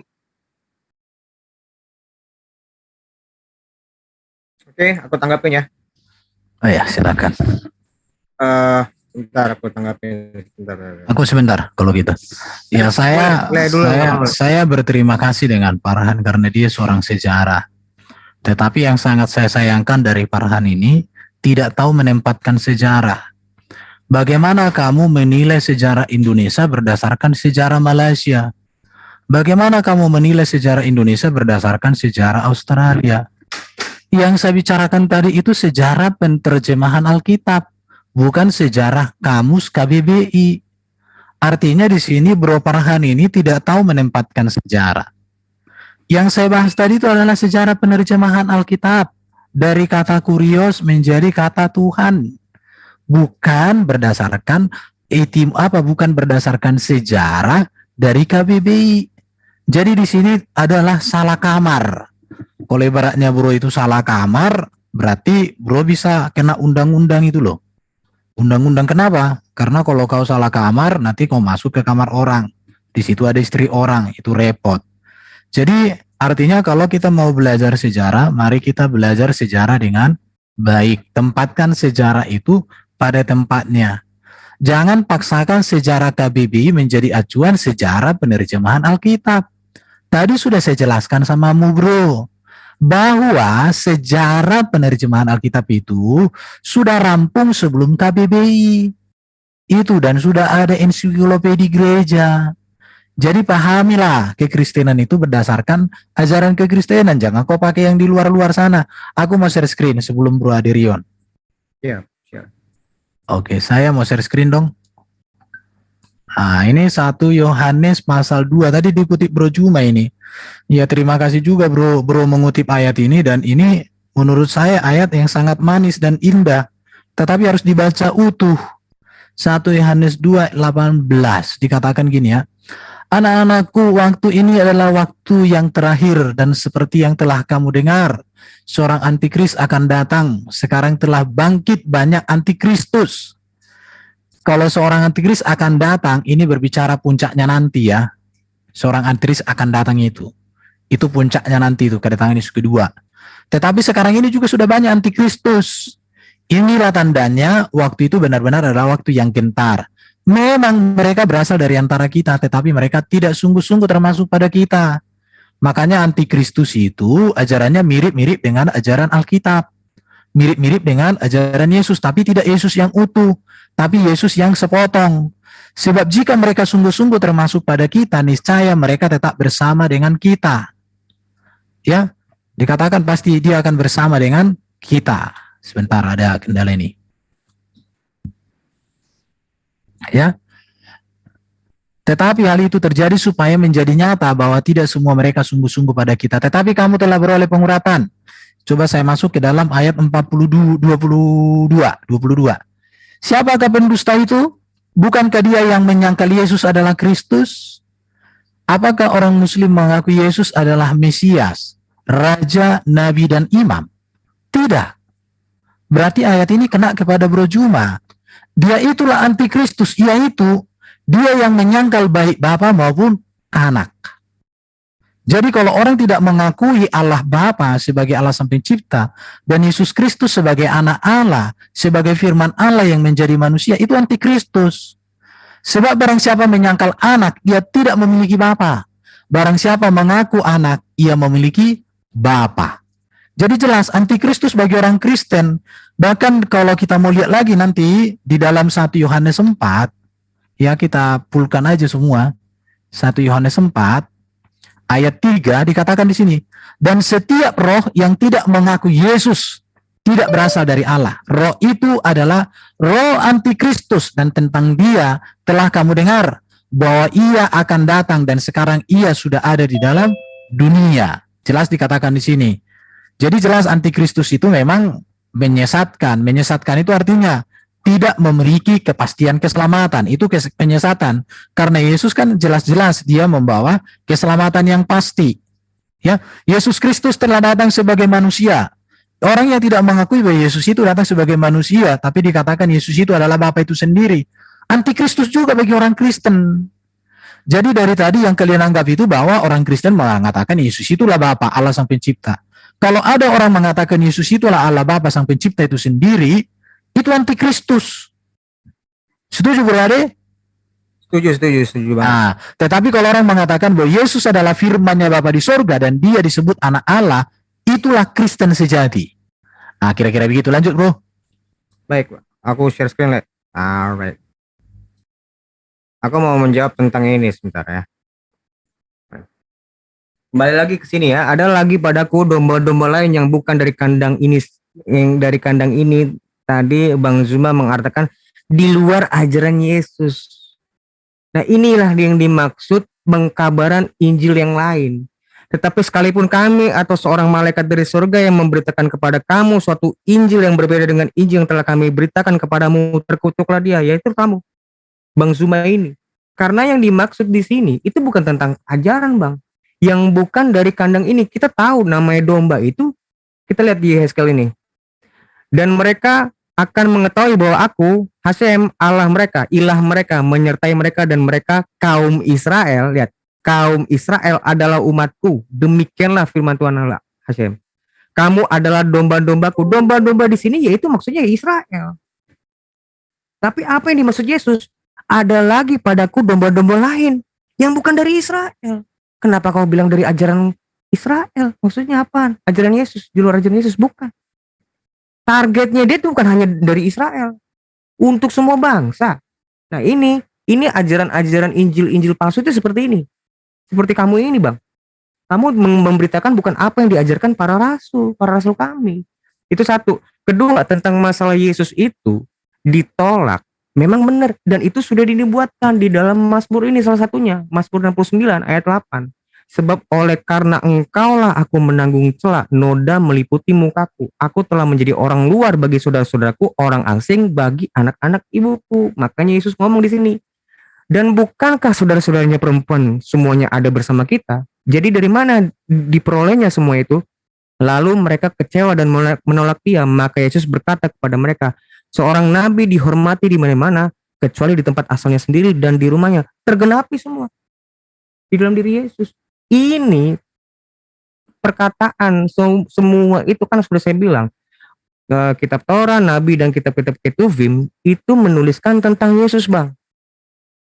Jadi kalau kamu mau memahami kitab Perjanjian Lama bukan dari kacamata Kristus, kamu tersesat, pasti tersesat. Begitu juga dengan orang-orang Israel sekarang, seperti Tovia Singer. Ditunggulah bait Allah yang ketiga, ngapain? Tunggu aja terus, saya tunggu, saya tantang, tunggu bait Allah ketiga. Kita lihat siapa yang datang. Kita lihat siapa yang datang. Yesus sudah jelas kok. Bait Allah akan runtuh. Tidak ada satu batu pun menumpuk di batu yang lain. Rubuh sampai sekarang mereka nggak melakukan kurbanot 2000 tahun lebih. Yang melaksanakan itu siapa? Kami. Orang Kristen yang menjaga itu. Kami melakukan itu oleh darahnya dan dagingnya. Inilah darahku, inilah dagingku. Minumlah, makanlah. Itu kurbanot kita. Ya kamu mau percaya atau enggak itu urusan kamu. Pokoknya kami memang beriman sama dia yang sang Mesias ini, yang adalah ilahi ini sendiri. Kira-kira seperti itu dari saya. Terima kasih. Oke, terima kasih. Saya akan bantah. Sekali lagi si Erben mencoba untuk mengalihkan konteks dari pembahasan yang saya bantah dari dia tentang makna Tuhan. Tadi dia mengatakan bahwa dengan jelas kita semua mendengar arti kata Tuhan itu berasal dari kata Tuhan, dan itu saya bantah dengan data. Karena dia kehilangan data, kehabisan data untuk membantah argumen saya, dia menggunakan seperti narasi seolah-olah bahwa itu adalah sejarah penerjemahan Bible. Padahal penerjemahan Bible kata Tuhan ini jika dikaitkan dan diletakkan dengan deskripsi yang benar, pasti akan terjadi perubahan yang besar-besaran. Kalau Kristen mau mengakui makna Tuhan itu dari kata Tuhan, ya, yang artinya kurios di sini, yang di dalam bahasa Inggris itu biasanya disebut Mister, ini artinya tidak seperti itu. Terjadi sebuah revisi besar-besaran kalau kekristenan mau mengakui hal ini. Nah, saya akan membawa sebuah data lagi tentang sejarah bahasa Indonesia. Dia lupa KBBI itu adalah sebagai sebuah pengelompokan kata-kata, deskripsi dari diksi atau deskripsi dari kata-kata maknanya itu apa. Tetapi bahasa Indonesia sendiri itu dari bahasa Melayu. Pentasbihannya memang pada tahun 1928 ketika terjadi Sumpah Pemuda. Saya hafal sejarah ini dengan sangat hafal sekali. Saya akan saya screen sejarah bahasa Indonesia. Ini dari Gramedia. Ini yang terpercaya dalam membuat sebuah data. Jadi sejarah bahasa Indonesia itu dari era kerajaan. Bahasa Sanskerta terus terjadi sebuah pelebaran bahasa, makna dari pelebaran bahasa menjadi dari Sanskerta menjadi bahasa Melayu, yang akhirnya bahasa Melayu itu menjadi bahasa Indonesia. Artinya kata-kata yang dikaitkan dengan penerjemahan Bible di dalam bahasa Indonesia terjadi sebuah korupsi makna yang dilakukan oleh para penerjemah yang memang ingin melakukan misi misionaris. Karena di zaman penjajahan ini dilakukan untuk menyaru, ini seperti yang dilakukan oleh Senok Hurganze. Siapa? Pasti tahu siapa Senok Hurganze. Seorang Belanda yang menipu umat Islam di Aceh dengan pura-pura naik haji, ternyata dia adalah seorang misionaris untuk mengadu domba karena tahu para pejuang Indonesia berani menumpahkan darah karena kalimat La ilaha illallah, Allahu Akbar. Ini tidak bisa dibohongi dari sejarah ini. Nah, kalau kita kaitkan dari apa yang dikatakan oleh Erben dengan seolah-olah dia mengatakan saya tidak menempatkan sesuai konteks atau salah kamar, ini adalah bentuk dari kalau bahasa filsafat itu sofisme. Dia berargumentasi, penari diksi seolah-olah yang dia katakan itu benar, tetapi adalah palsu belaka. cek di Google apa makna sofisme. Itu bahasa filsafat yang menerangkan adalah Zeno, seorang filsafat dari Yunani. Nah, kalau kita kaitkan dari mana antikris ini di sini, antikris itu semuanya adalah merujuk kepada Paulus. Ini kalau kita maknai secara deskripsi dari Yohanes yang menerangkan itu. Pahami itu, bahwa antikris itu ada di antara kalian sendiri. Arti di antara kalian sendiri itu ada seorang yang dulunya adalah pengejar, pembunuh dari murid-murid Yesus ini. Dan ini ada di 1 Yohanes 7 dan ayat-ayat selanjutnya tentang antikris yang merujuk kepada diri Paulus. Karena Pauluslah yang pertama-tama yang terus-menerus membunuh murid-murid Yesus. Dan dia mengaku dengan pengakuan klaim sendiri mengatakan bertemu dengan Yesus. Dan akhirnya memecah belah murid Yesus. Contoh, dia di Antioquia bertengkar dengan Barnabas. Ajaran-ajaran Barnabas diselewengkan. Terjadi sebuah sinkretisme atau sebuah perpaduan antara agama yang dibawa lurus oleh Yesus dikaitkan dengan ajaran pagan di Antioquia. Sampai saat ini Antioquia adalah masih berpaham, masih banyak kepaganan yang mereka lakukan. Nah, di Antioquia inilah muncul apa yang dikatakan Paulus, yaitu tentang bagaimana Tuhan telah muncul menjadi anak manusia. Mungkin itu, silakan Gurunda. Oke, baik, makasih. Ya, yang pertama tentang antikristus yang tadi, ya. Di mana ketika diterangkan dalam 1 Yohanes 2, kita umat Islam itu tidak mungkin masuk ke sana. Karena kita tidak berasal dari tengah-tengah Bani Israel. Dan ini berbicara mengenai zaman Yesus. Itu bisa dilihat di dalam Matius 23, nomor 33, nomor 36. Nah, lalu kemudian ketika saudara Erben mengambil di nomor 22, siapakah pendusta itu? Bukankah dia yang menyangkal Yesus adalah Kristus? Nah, mulut teman Kristen memang mengaku Yesus itu adalah Kristus. Tapi Kristus itu adalah orang yang diurapin. Masalahnya sekarang, orang yang diurapin ini naik level di dalam akidah Kristen. Apa level itu? Tuhan itu sendiri yang datang dalam rupa manusia. Padahal Kristus itu banyak, bukan cuma Yesus. Harun, Kores, Saul, itu semua adalah Kristus. Cuman ketika dia masuk ke Indonesia, yang tadinya bahasa Ibrani, bahasa Septuaginta, masuk ke Indonesia diterjemahkan sebagai Mesias. Ya, tidak diterjemahkan seperti diterjemahkan menjadi orang yang diurapi. Tidak diterjemahkan layaknya, tidak digunakan kata Kristus layaknya Yesus. Padahal original teksnya sama-samanya dia menggunakan kata itu, Kristos, orang yang diurapin. Ketika masuk ke Indonesia, label Kristus hanya dinobatkan kepada Yesus saja. Demi untuk mengkultuskan si Yesus ini menjadi seperti yang diimani berdasarkan pesan Paulus. Siapakah pendusta itu? Bukankah dia yang menyangkal bahwa Yesus adalah Kristus? Kami umat Islam tidak nyangkal. Bahkan sampai mati pun kita akan mengimani Yesus itu adalah Mesias. Sampai mati kami mengimani dia adalah Nabi, dia adalah Rasul. Itu yang perlu saudara pahami. Nah, kata data ini, dia itulah antikristus itu. Yaitu dia yang menyangkal baik bapak maupun anak. Nah, coba. Apakah umat Islam itu menyangkal bapak? Siapa bapak ini? Dialah Tuhan yang datang kepada Bani Israel. Kenapa dikatakan Bapa? Karena dia yang membimbing Bani Israel. Dia yang menyelamatkan Bani Israel dari perbudakan, membebaskan dari perbudakan, membebaskan dari kejaran Firaun, mengutus nabi-nabi kepada mereka. Jadi hamba Tuhan yang dimanjakan itulah Bani Israel. Mereka sebut panggilan kepada Tuhan itu dan sebutan Bapa. Karena mereka memang anak yang dimanjakan, hamba yang dimanjakan, ciptaan yang dimanjakan oleh Allah. Jadi kita tidak masuk ke sana. Kenapa umat Islam itu tidak manggil Bapa? Ya memang kaidahnya beda. Tapi penyebutan Bapa itu merujuk kepada Tuhan pencipta langit dan bumi. Nah, apakah kemudian umat Islam menyangkal bahwa Bapa itulah Tuhan satu-satunya yang mengutus Abraham dan anak keturunannya? Tidak. Akidah umat Islam itu tidak pernah runtuh di situ. Nah, apakah kemudian ketika Bapa mengatakan akulah Tuhan, tidak ada Tuhan selain aku, tidak ada Tuhan di luar aku, akulah yang maha kuasa, akulah yang perkasa, apakah umat Islam nyangkal? Tidak. Kami tidak nyangkal sama sekali. Yang nyangkal itu adalah Kristen. Ketika Tuhan mengatakan akulah Tuhan, tidak ada Tuhan di luar aku, Kristen nyangkal dengan akidahnya, meski mulutnya tidak, tapi akidahnya menganggap Yesus di luar Bapa itu adalah Tuhan itu sendiri. Nyangkal dia. Nah, tentang anak, kenapa Yesus dikatakan anak? Di dalam perspektif orang Yahudi, mereka disebut anak-anak Tuhan. Kenapa? Terkait dengan Yesus, dia lahir tanpa Bapa. Maka kalau dia memanggil Bapaknya adalah Allah, itu adalah spesial untuk dia. Dalam pemahaman Kristen, dalam pemahaman Yudaism.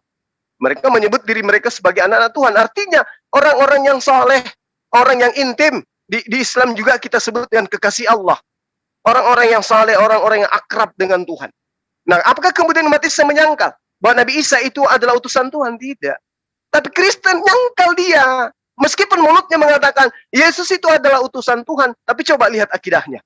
Akidahnya mendudukkan Yesus setelah Bapa itu sendiri. Dengan demikian, mereka menyangkal Bapa, menyangkal juga anak. Lalu kemudian terkait dengan domba-domba, ya, yang identik dengan Bani Israel. Jadi saya katakan kepada saudara, domba itu sama dengan Bani Yakub, Bani Israel. Itu domba. Yang mengaku domba, tapi bukan Bani Israel, berarti itu sama dengan penyamar-penyamar domba. Anda sudah membawa perjanjian lama. Yang dimaksud domba adalah Bani Israel. Anda bukan Bani Israel. Berarti Anda nyamar sebagai Bani Israel. Sementara Yesus mengatakan, waspadalah terhadap serigala yang nyamar domba. Itu poin. Kemudian, ketika kita berbicara mengenai serigala nyamar domba, mereka yang kemudian mengatakan bahwa perintah Tuhan yang datang kepada Bani Israel itu sudah mati zaman. Ada perintah baru, yaitu perjanjian baru. Apa itu? Kasih.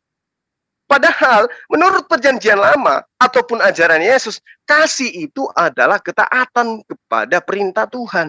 Ketundukan manusia terhadap perintah Tuhan. Ulangan 28 nomor 1. Jika engkau baik-baik saja mendengarkan suara Tuhan Allahmu, atau ilahmu ya sebenarnya di situ, bukan Allahmu.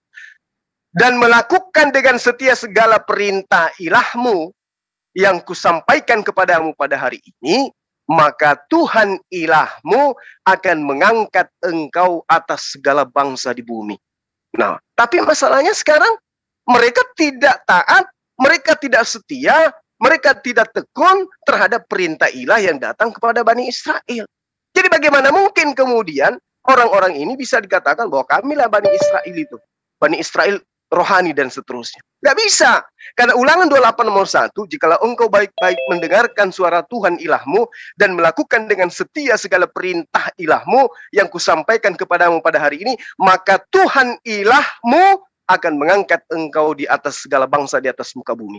Lalu dikatakan di dalam ulangan 11 nomor 1, seperti yang saya uraikan tadi, dan juga Yehezkiel 18 nomor 9, hidup menurut ketetapanku dan tetap mengikuti peraturanku dengan berlaku setia. Maka itulah orang yang benar. Dan itulah orang yang mendapatkan kepastian dalam hidup. Demikianlah firman Tuhan.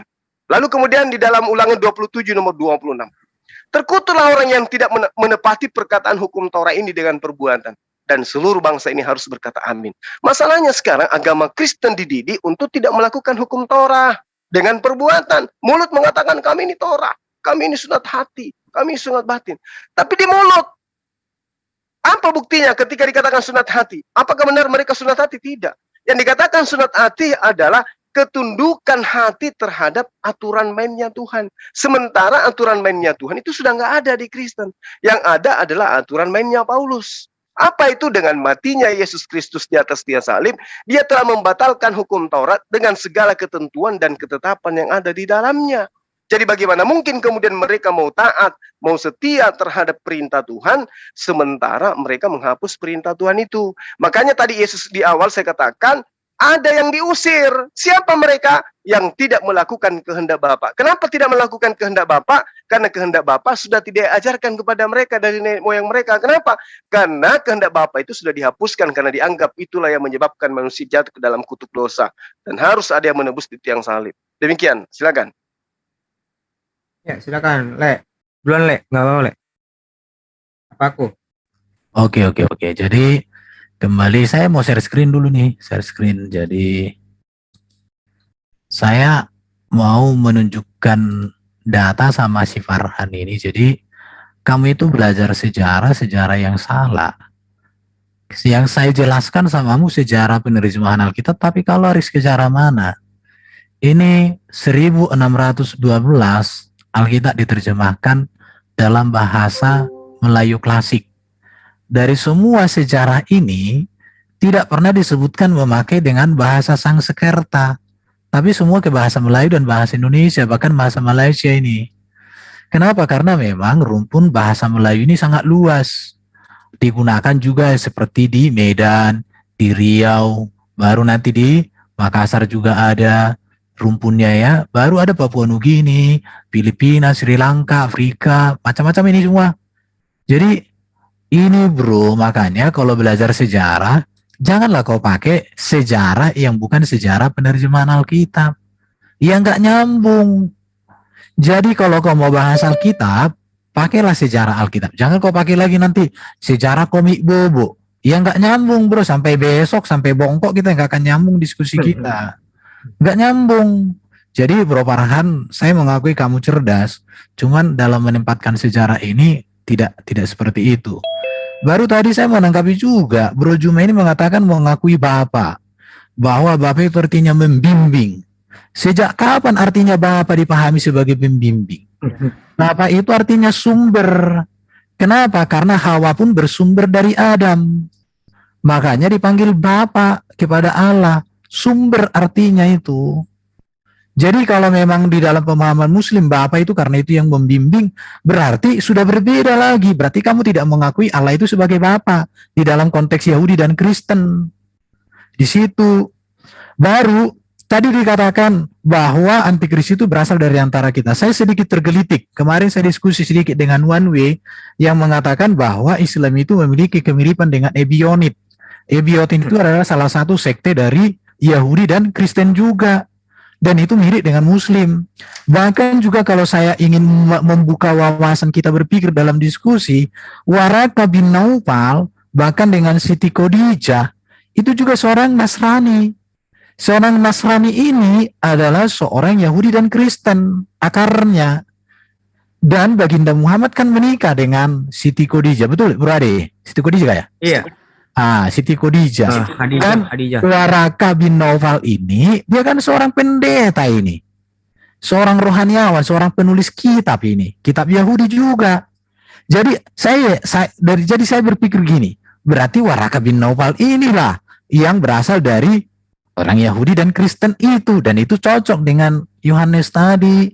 Jadi, baru tadi Bro Juma lagi mengatakan orang Kristen gak ikut lagi kehendak Bapa katanya. Kenapa nggak ikut lagi hukum Taurat?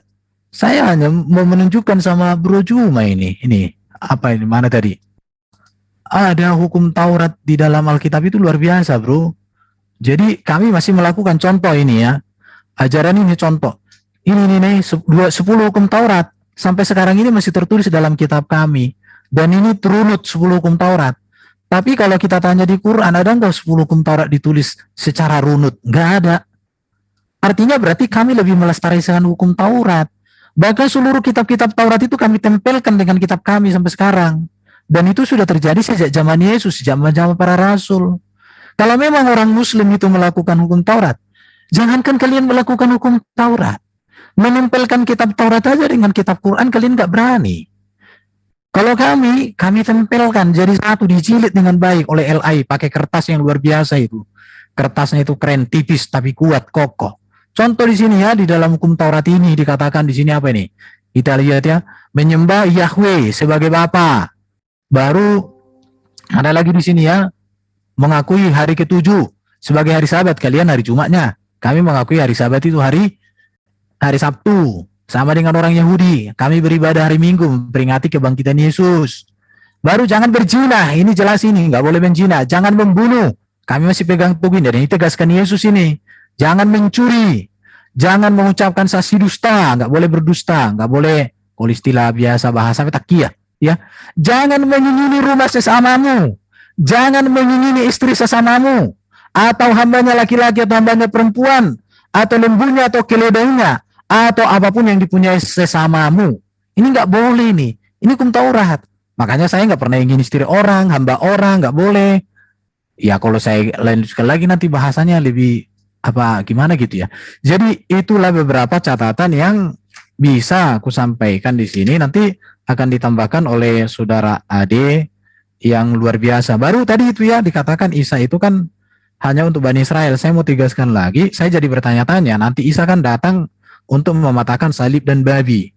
Padahal setahu saya babi itu banyak di Tanah Batak, banyak di Papua. Berarti Isa itu datang dong untuk Tanah Batak, untuk orang Papua juga. Kira-kira begitu. Berarti bukan hanya untuk Bani Israel dong. Berada, betul nggak? Di Tanah Batak banyak babi. Di Papua juga banyak. Di NTT banyak babi. Betul. Di Rusia juga setahu saya banyak babi. Di Australia juga banyak babi. Dia datang nanti. Saya nggak tahu juga ya bagaimana dia pindah dari Tanah Batak nanti ke NTT, ke Papua untuk bunuh babi itu caranya apa pakai roket yang dibuat Rusia yang sangat cepat sekarang, langsung datang, nggak tahu. Lanjut Bro Ade. Malam. Iya, siap. Thank you. Aku mau tanggapin, mau share screen. Ada 3 poin ya, Bang. Aku mau menanggapin tentang masalah kerasulan Paulus, perjanjian baru, dan antikristus. Itu 3 poin itu. Pertama, tentang kerasulan Paulus. Ini sudah tegas ya. Di Damsyik ada seorang murid Tuhan bernama Ananias. Firman ini bisa dibaca sendiri ya. Di Kisah Para Rasul 9 ayat 10 sampai 18, ini panjang. Di Ananias lah yang diutus untuk membaptis Paulus. Itu bisa dibaca selengkap ya. Aku nggak mungkin membaca ini di sini. Setelah itu di Galatia 2 ayat 9. Dan setelah melihat kasih karunia yang dianugerahkan kepadaku, maka Yakobus, Kefas, dan Yohanes, ini nih soko guru namanya, yang dipandang sebagai soko guru jemaat, soko guru gereja, berjabat tangan dengan aku dan dengan Barnabas sebagai tanda persekutuan, supaya kami pergi kepada orang-orang tidak bersunat dan mereka kepada orang yang bersunat. Oh, mungkin abang mikir, oh itu kan pengakuan Paulus doang. Enggak. Di sini ada di surat Petrus. Petrus sendiri menuliskan hal itu, dibuatkan dalam suratnya. Apabila ia berbicara tentang perkara-perkara ini, dalam surat-suratnya itu ada hal-hal yang sukar difahami sehingga orang-orang yang tidak memahami dan tidak tegur. Sorry ayat 15 ya, maaf.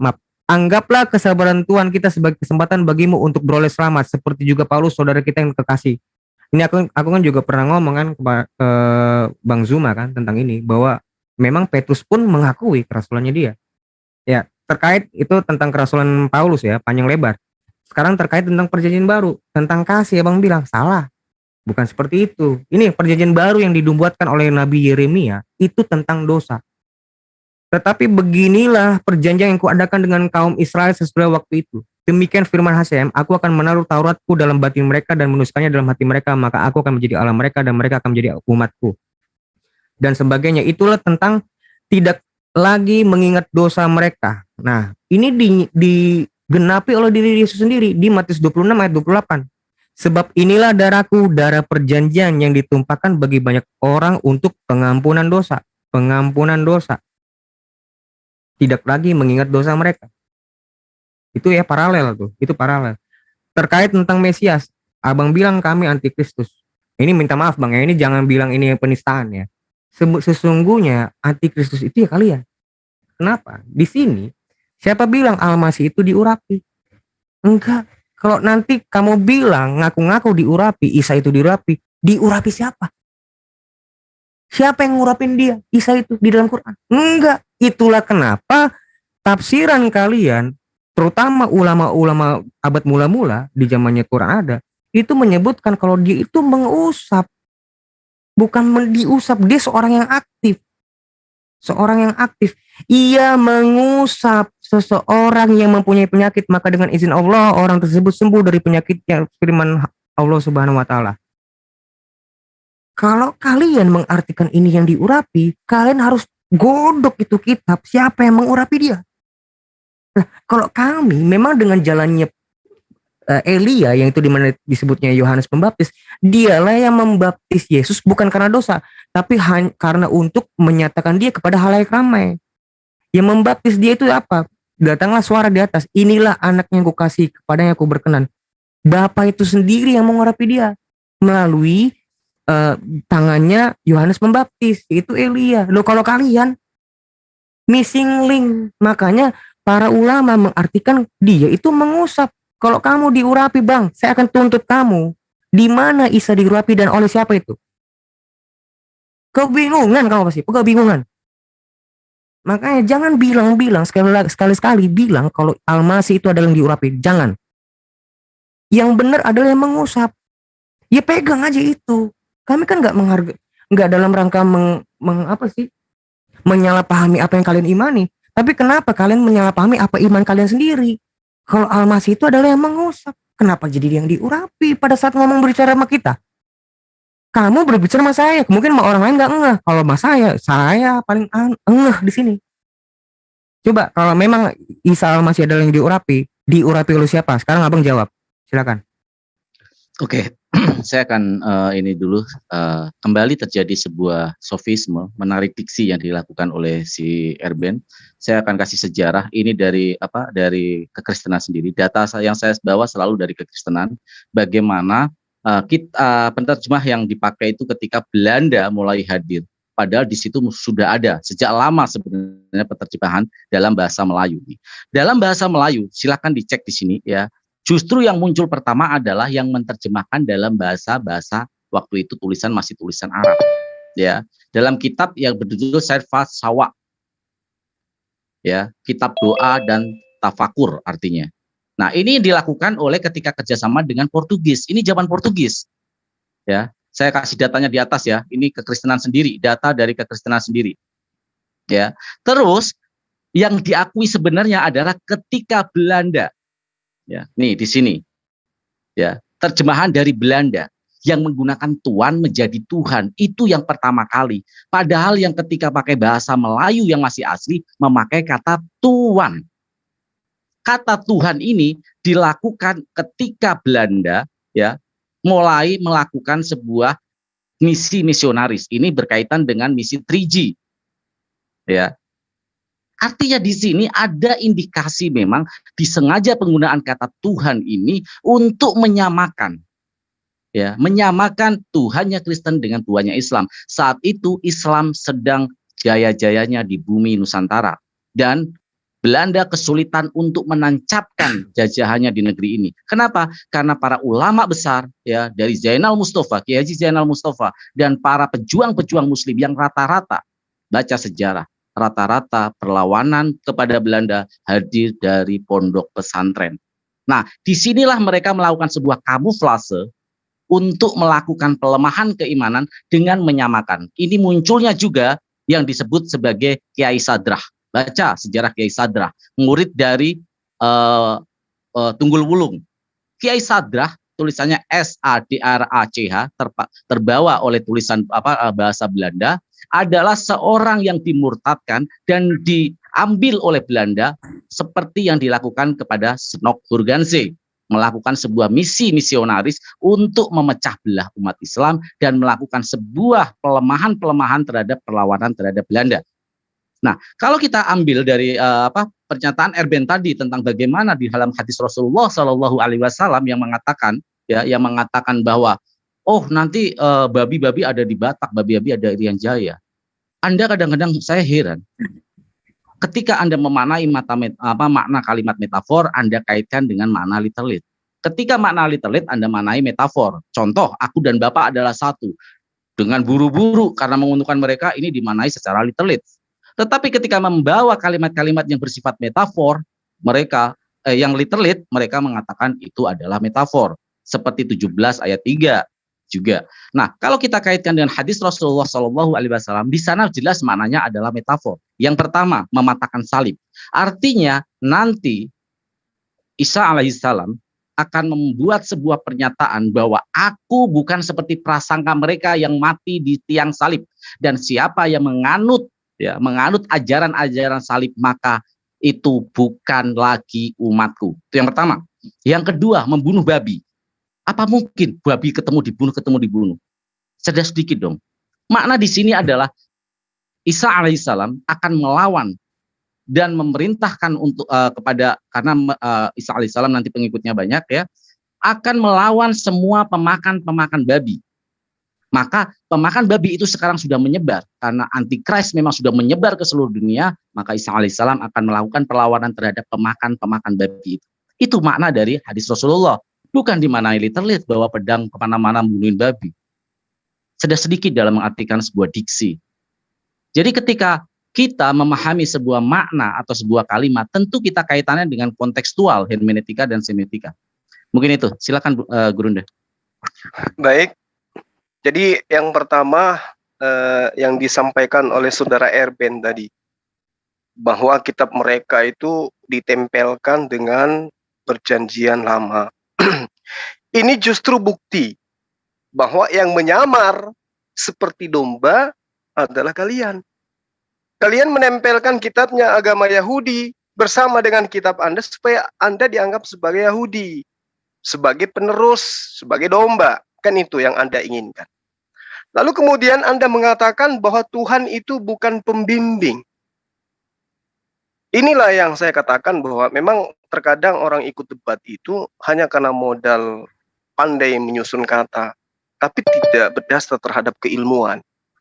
Kenapa saya katakan di dalam kitabnya Bani Israel, bahkan di kitab Anda juga, perjanjian lama, perjanjian baru, Tuhan itu pembimbing. Pembimbing itu kata lainnya adalah penuntun.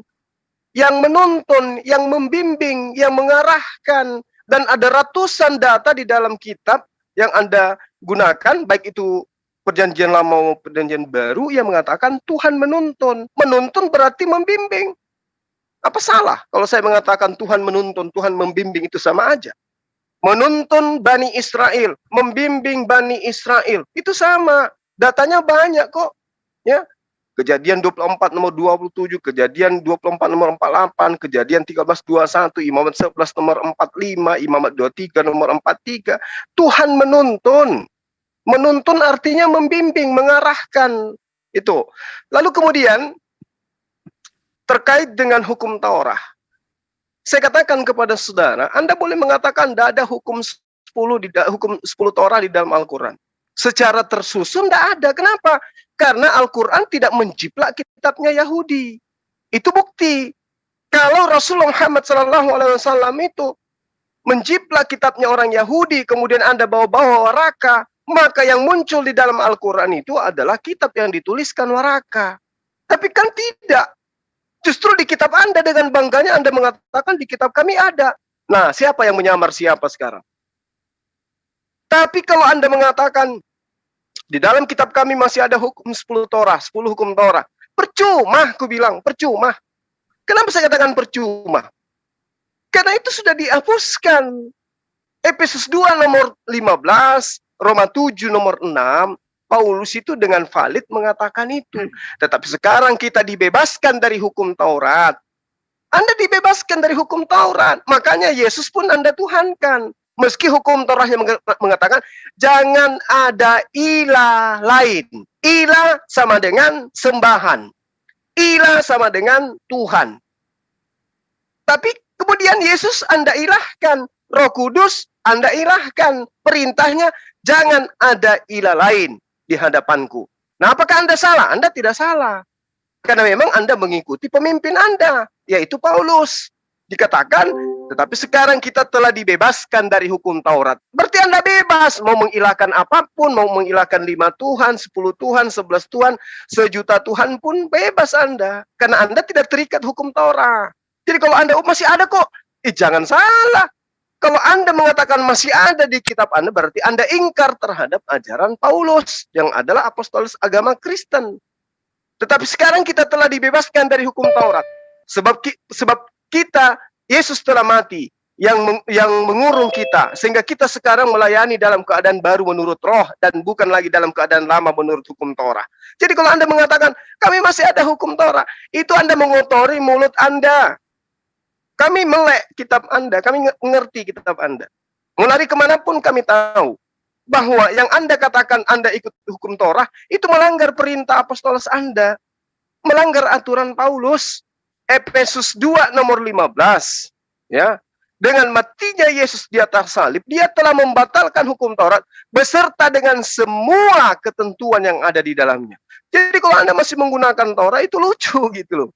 Tapi nggak apa-apa, demi untuk nyamar sebagai domba nggak masalah. Itu nggak masalah itu ya, karena Anda mau nyamar-nyamar. Nah, lalu terkait dengan yang disebutkan tadi oleh saudara Farhan ya, terkait dengan babi itu. Benar.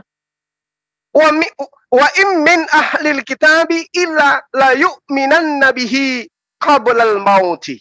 Jadi inilah bukti bahwa Al-Quran itu benar-benar kalam Allah. Lagi-lagi Al-Quran itu bercerita tentang ahli kitab. Tidak ada seorang pun ahli kitab sebelum matinya kecuali beriman kepada Nabi Isa alaihissalam. Jadi orang-orang ini semua akan beriman. Karena orang ini sudah beriman, maka itu sama halnya dia telah mematahkan salib. Karena nggak ada lagi orang yang menyembah kepada Yesus. Sama halnya dia membunuh babi. Karena tidak ada lagi orang makan babi. Nggak ada lagi ahli kitab makan babi pada masa itu. Nah, kalau Anda mengatakan, bagaimana dengan kami yang ada di Indonesia? Sama, ketika Yesus itu datang untuk Bani Israel, tapi orang-orang di kita itu mengetahui bahwa Yesus itu untuk semua bangsa, menurut iman saudara. Sama itu. Ketika dia datang kemudian dan semua ahli kita beriman kepadanya, itu sama mematahkan konsep yang diimani oleh teman-teman Kristen hari ini. Dipatahkan semua itu. Sama halnya dia membunuh babi, kemudian menghapus jizya, kemudian apalagi mematahkan salib. Kenapa? Karena ahli kitab semua sudah beriman. Nah, bagaimana dengan Anda? Anda tidak dianggap. Kenapa Anda tidak dianggap? Karena Anda bukan ahli kitab. Lalu bagaimana dengan nasib kami? Nasib Anda itu harus mendengarkan Yesus bahwa setelah ia datang akan datang seorang penolong lain. Berarti Anda harusnya hidup di bawah hukum penolong lain itu. Anda harusnya hidup di bawah panji Al-Quran.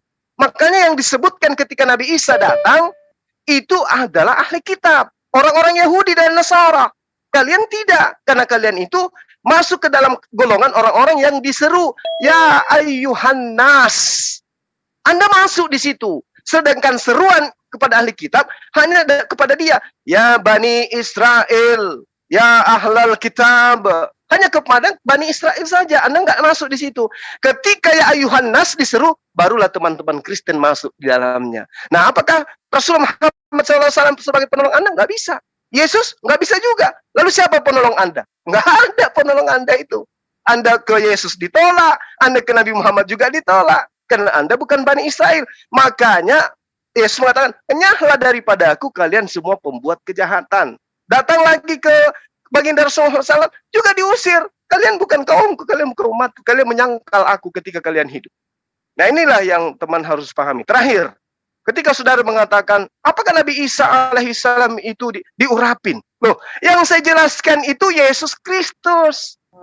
Yesus Kristus, hanya dia yang dilabeli Kristus. Padahal orang diurapin itu banyak. Kores, Harun, Daud, Salomo, Saul. Semua orang itu diurapin. Kenapa mereka tidak disebut Kristus? Sementara yang disebut Kristus adalah orang yang diurapin. Orang-orang yang saya sebutkan tadi juga diurapin. Kenapa ketika masuk ke Indonesia, hanya Yesus yang dilabeli Kristus? Harun tidak. Kores tidak. Saul tidak. Apa sebabnya? Padahal Kristus itu adalah orang diurapin. Orang-orang ini juga diurapin. Kenapa dianggap bukan Kristus, tapi orang diurapin aja? Hanya Yesus yang disebut Kristus. Karena kalian ingin mengkulturkan Yesus sebagai Tuhan itu sendiri. Melanggar daripada hukum Torah, menggenapi perintah Paulus, bahwa kita dibebaskan dari hukum Torah. Demikian. Sebentar, saya karena besok saya harus nyetir ke Sumatera, saya istirahat dulu, tapi saya nggak keluar, saya nyimak aja. Di sini ada Ustadz Alif dan Unirifa, silakan untuk mengganti saya karena saya. Ini Le, gimana Le? Kita lanjut lah, kita lanjut. Jadi gini kawan, tanggapin dulu ya. Iya, saya mau nanggapi pernyataannya Bro Juma ya. Dikatakan menyamar kita itulah itu. Menurut saya kalau menyamar itu tidak akan mungkin kejadian sampai Maleakhi utuh-utuh disatukan dengan Matius sampai Wahyu. Namanya menyamar ya. Justru bagi saya itu lebih tepat yang menyamar itu kalau dikutip kutipan ringkas. Tidak utuh seperti apa yang tertulis aslinya. Jadi kalau saya, logika saya itu, kalau menyamar tidak akan mungkin utuh diambil, disatukan. Tapi kalau yang menyamar itu bagi saya lebih cepat, lebih tepat. Kalau diambil sedikit-sedikit hanya untuk dimirip-miripkan, itu menyamar. Baru tadi Bro Farhan ini ada menyinggung 3G, God, Glory, Gospel.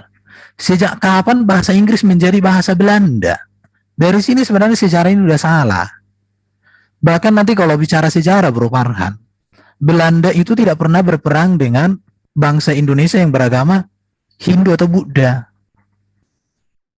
Iya, tetapi yang berperang dengan Hindu dan Buddha siapa? Ya ini beda lagi ceritanya bro. Bahkan kalau menurut Bapak Gus Dur, Kristen lebih dahulu masuk Indonesia daripada Islam. Itu Pak Gus Dur loh, seorang presiden dan seorang ulama menyampaikan itu. Jadi kalau bro mengatakan Kristen itu di bawah penjajah, berarti bro menyangkali apa yang disampaikan Pak Gus Dur, menyangkali data sejarah bahwa Kristen sudah ada sebelum Islam datang di Indonesia dan masih ada sampai sekarang buktinya, yaitu namanya Kristen Nestori dari Syria. Itu ada dalam catatan sejarah gereja. Baru tadi Bro Jumai tadi menyinggung tentang Bapak itu.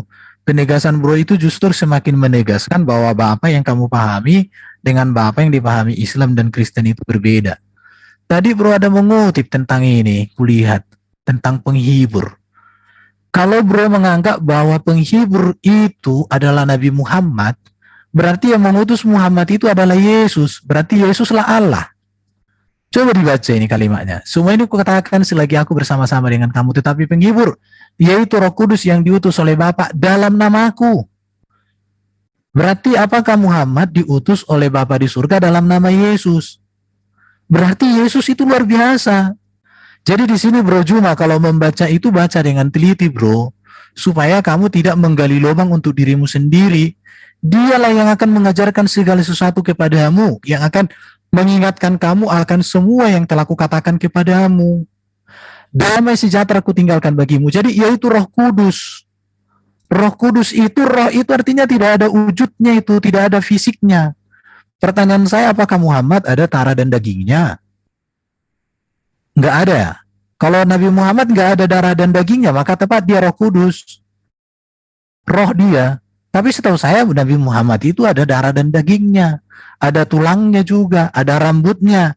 Buktinya siapa itu? Ada satu ulama di daerah Jakarta sana itu. Ada rambut Nabi itu yang sampai disimpan itu. Iya kan, ada rambutnya, ada bajunya juga. Jadi kalau Bro Juma mengutip bahwa ini adalah Nabi Muhammad, kamu itu bunuh diri dalam dialog seperti itu. Apakah Muhammad diutus dalam nama Yesus oleh Bapa? Ya luar biasa kali lah Yesus ini. Berarti saya lebih percaya kepada Bapa yang mengutus Nabi Muhammad di dalam nama Yesus. Cuma pertanyaannya nanti apakah ajaran Nabi Muhammad sama dengan ajaran Yesus? Ini topik yang baru lagi nanti. Saya mau lihat lagi. Bro tadi kutip juga ini Yohanes 16. Jadi kalau dibaca itu utuh. Jangan dibaca sepenggal. Karena kalau dibaca sepenggal nggak dapat intinya. Namun benarnya aku katakan ini kepadamu adalah lebih berguna bagi kamu jika aku pergi. Sebab jika aku tidak pergi, penghibur itu tidak akan datang kepadamu. Kepada siapa? Kepada murid-murid. Apakah Nabi Muhammad pernah datang kepada murid-murid Yesus? Tetapi jika aku pergi, aku akan mengutus dia kepadamu. Artinya Yesuslah yang mengutus penghibur itu. Jadi kalau bro mengatakan bahwa penghibur itu adalah Muhammad, berarti Muhammad diutus oleh Yesus. Yesuslah Allah itu sendiri. Apa bro setuju bahwa Yesuslah Allah itu sendiri? Nanti bro jadi oneness. Jadi oneness lah bro. Karena mengatakan Yesus Bapa itu sendiri. Dan jikalau ia datang, ia akan mengisapkan dunia akan dosa, kebenaran, dan penghakiman. Makanya Roh Kudus itu menuntun manusia bebas dan merdeka dari dosa. Perbuatan-perbuatan tercela itu tidak akan mungkin ada pada orang yang hidup sepenuhnya di dalam pimpinan Roh Kudus. Tetapi dia akan terus hidup dalam kebenaran dan dia selalu mengarahkan dirinya kepada Yesus sebagai hakim yang adil. Jadi kalau bro mengutip Yohanes 14 dan Yohanes 16 ini, satu hal yang ku minta sama kawan-kawan muslim, baca dengan teliti. Kalau bro Juma suaranya kencang dan sepertinya meyakinkan, tetapi suara bro Juma yang kencang ini harus di cross check. Betul enggak yang disampaikan itu? Orang Kristen itu belajar Alkitab itu seperti itu. Kita tidak boleh asal menerima perkataan. Dosen saya ada profesor dari Amerika waktu saya mengajar. Justru saya tahu dia semakin profesor, saya semakin kritis. Karena bagi saya mengkritisi orang cerdas, saya mendapatkan ilmu. Sampai pusing dosen itu lebih penting. Kalian ini sampai banyak ditanya pun. Sampai ada dosen saya ngomong begini sama saya. Aku ini kalau masuk ke ruangan kelas kalian ini, aku harus benar-benar persiapan. Karena kalian ini bertanya kritis-kritis, katanya. Ya baguslah Pak, berarti Bapak belajar, kami belajar. Kami hanya bertanya, Bapak yang cari buku, Bapak tambah pintar, kami juga ikut pintar. Karena bagi orang Kristen itu ada namanya kritik teks, kritik sejarah, kritik historis digunakan. Dan sedikit lagi untuk Bro Farhan, tadi masalah sejarah, satu saran saya sama Bro, tempatkan sejarah pada konteks, jangan disapu rata. Yang saya sampaikan sama kamu tadi, sejarah penerjemahan Alkitab memakai kata Tuhan, dan itu pun etimologinya itu sebenarnya dari kata Melayu Tuhan. Saya sudah sebutkan, ini dia datanya ini. Jadi Bro Farhan kembali menyimak apa yang saya sampaikan. Bukan etimologi kata Tuhan ini berasal dari bahasa Sanskerta, Tuhiang. Tidak. Yang saya pakai adalah etimologi kata Tuhan sebagaimana sudah dibuat di dalam ensiklopedia gereja. Inilah menjadi pedomannya. Jadi jangan pakai dataran yang lain. Jangan sampai Bro ibaratnya datang tamu ke rumah. Bro minta air putih, Bro kasih racun, kan nggak nyambung Bro. Itu dia. Jadi tempatkan konteks sejarah itu pada sejarah. Bro, ada yang mau disampaikan Bro? Siap. Terima kasih. Aku tanggapin. Aku share screen boleh? Ya silakan. Tapi aku sampai di sesi ini ya, karena saya batas jam 11. Sama-sama, aku juga. Ya oke, tutup aja. Terkait tentang si Bang Zuma ngotot kalau kami adalah domba yang nyamar, ini tadi kan saya sudah menjelaskan Bang, bahwa ada lagi padaku domba-domba lain yang bukan dari kandang ini. Yang tadi pun saya sudah menegaskan bahwa kandang ini bukan lagi ngomongin tentang ajaran, tapi memang di luar Israel. Yang dimaksud bukan dari kandang ini tuh di luar Israel. Seperti yang tadi aku bandingkan dengan kitab Yeskiel, bahwa yang disebut domba itu ya kaumku, yaitu Israel. Itu kalau abang mau ngotot terus dengan ke ngototannya abang, ya terserah. Tuh, pertama. Kedua, kami menempelkan perjanjian lama hanya untuk mengkait-kaitkan dengan orang Yahudi, seakan-akan kami ada kaitan dengan Yahudi, itu bohong. Karena Yesus itu sendiri mengatakan di sini, seperti yang aku sering katakan, inilah perkataanku yang telah kukatakan kepadamu ketika aku masih bersama-sama dengan kamu, yakni bahwa harus digenapi semua yang ada tertulis tentang aku dalam kitab Taurat Musa, dan kitab Nabi-Nabi, dan kitab Mazmur, kitab Ketuvim, kitab Tanakh. Itulah yang menuliskan tentang Yesus. Ya masa kami buang kitab perjanjian lama itu? Kan konyol. Memang Yesus mengatakan seperti ini. Yang benar, fakta yang nggak bisa kamu hindari, bahwa kitab Taurat itu sudah nggak ada di Quran. Itu betul, seperti yang Erben katakan. Tapi kalau kamu paksa untuk kami membuang ini kitab Taurat, seakan-akan kami tidak ada hubungan, kamu nggak boleh seperti itu. Itulah iman kami. Memang Yesus mengatakan kitab-kitab, semua kitab nabi-nabi dan Tanakh itu membicarakan tentang Yesus.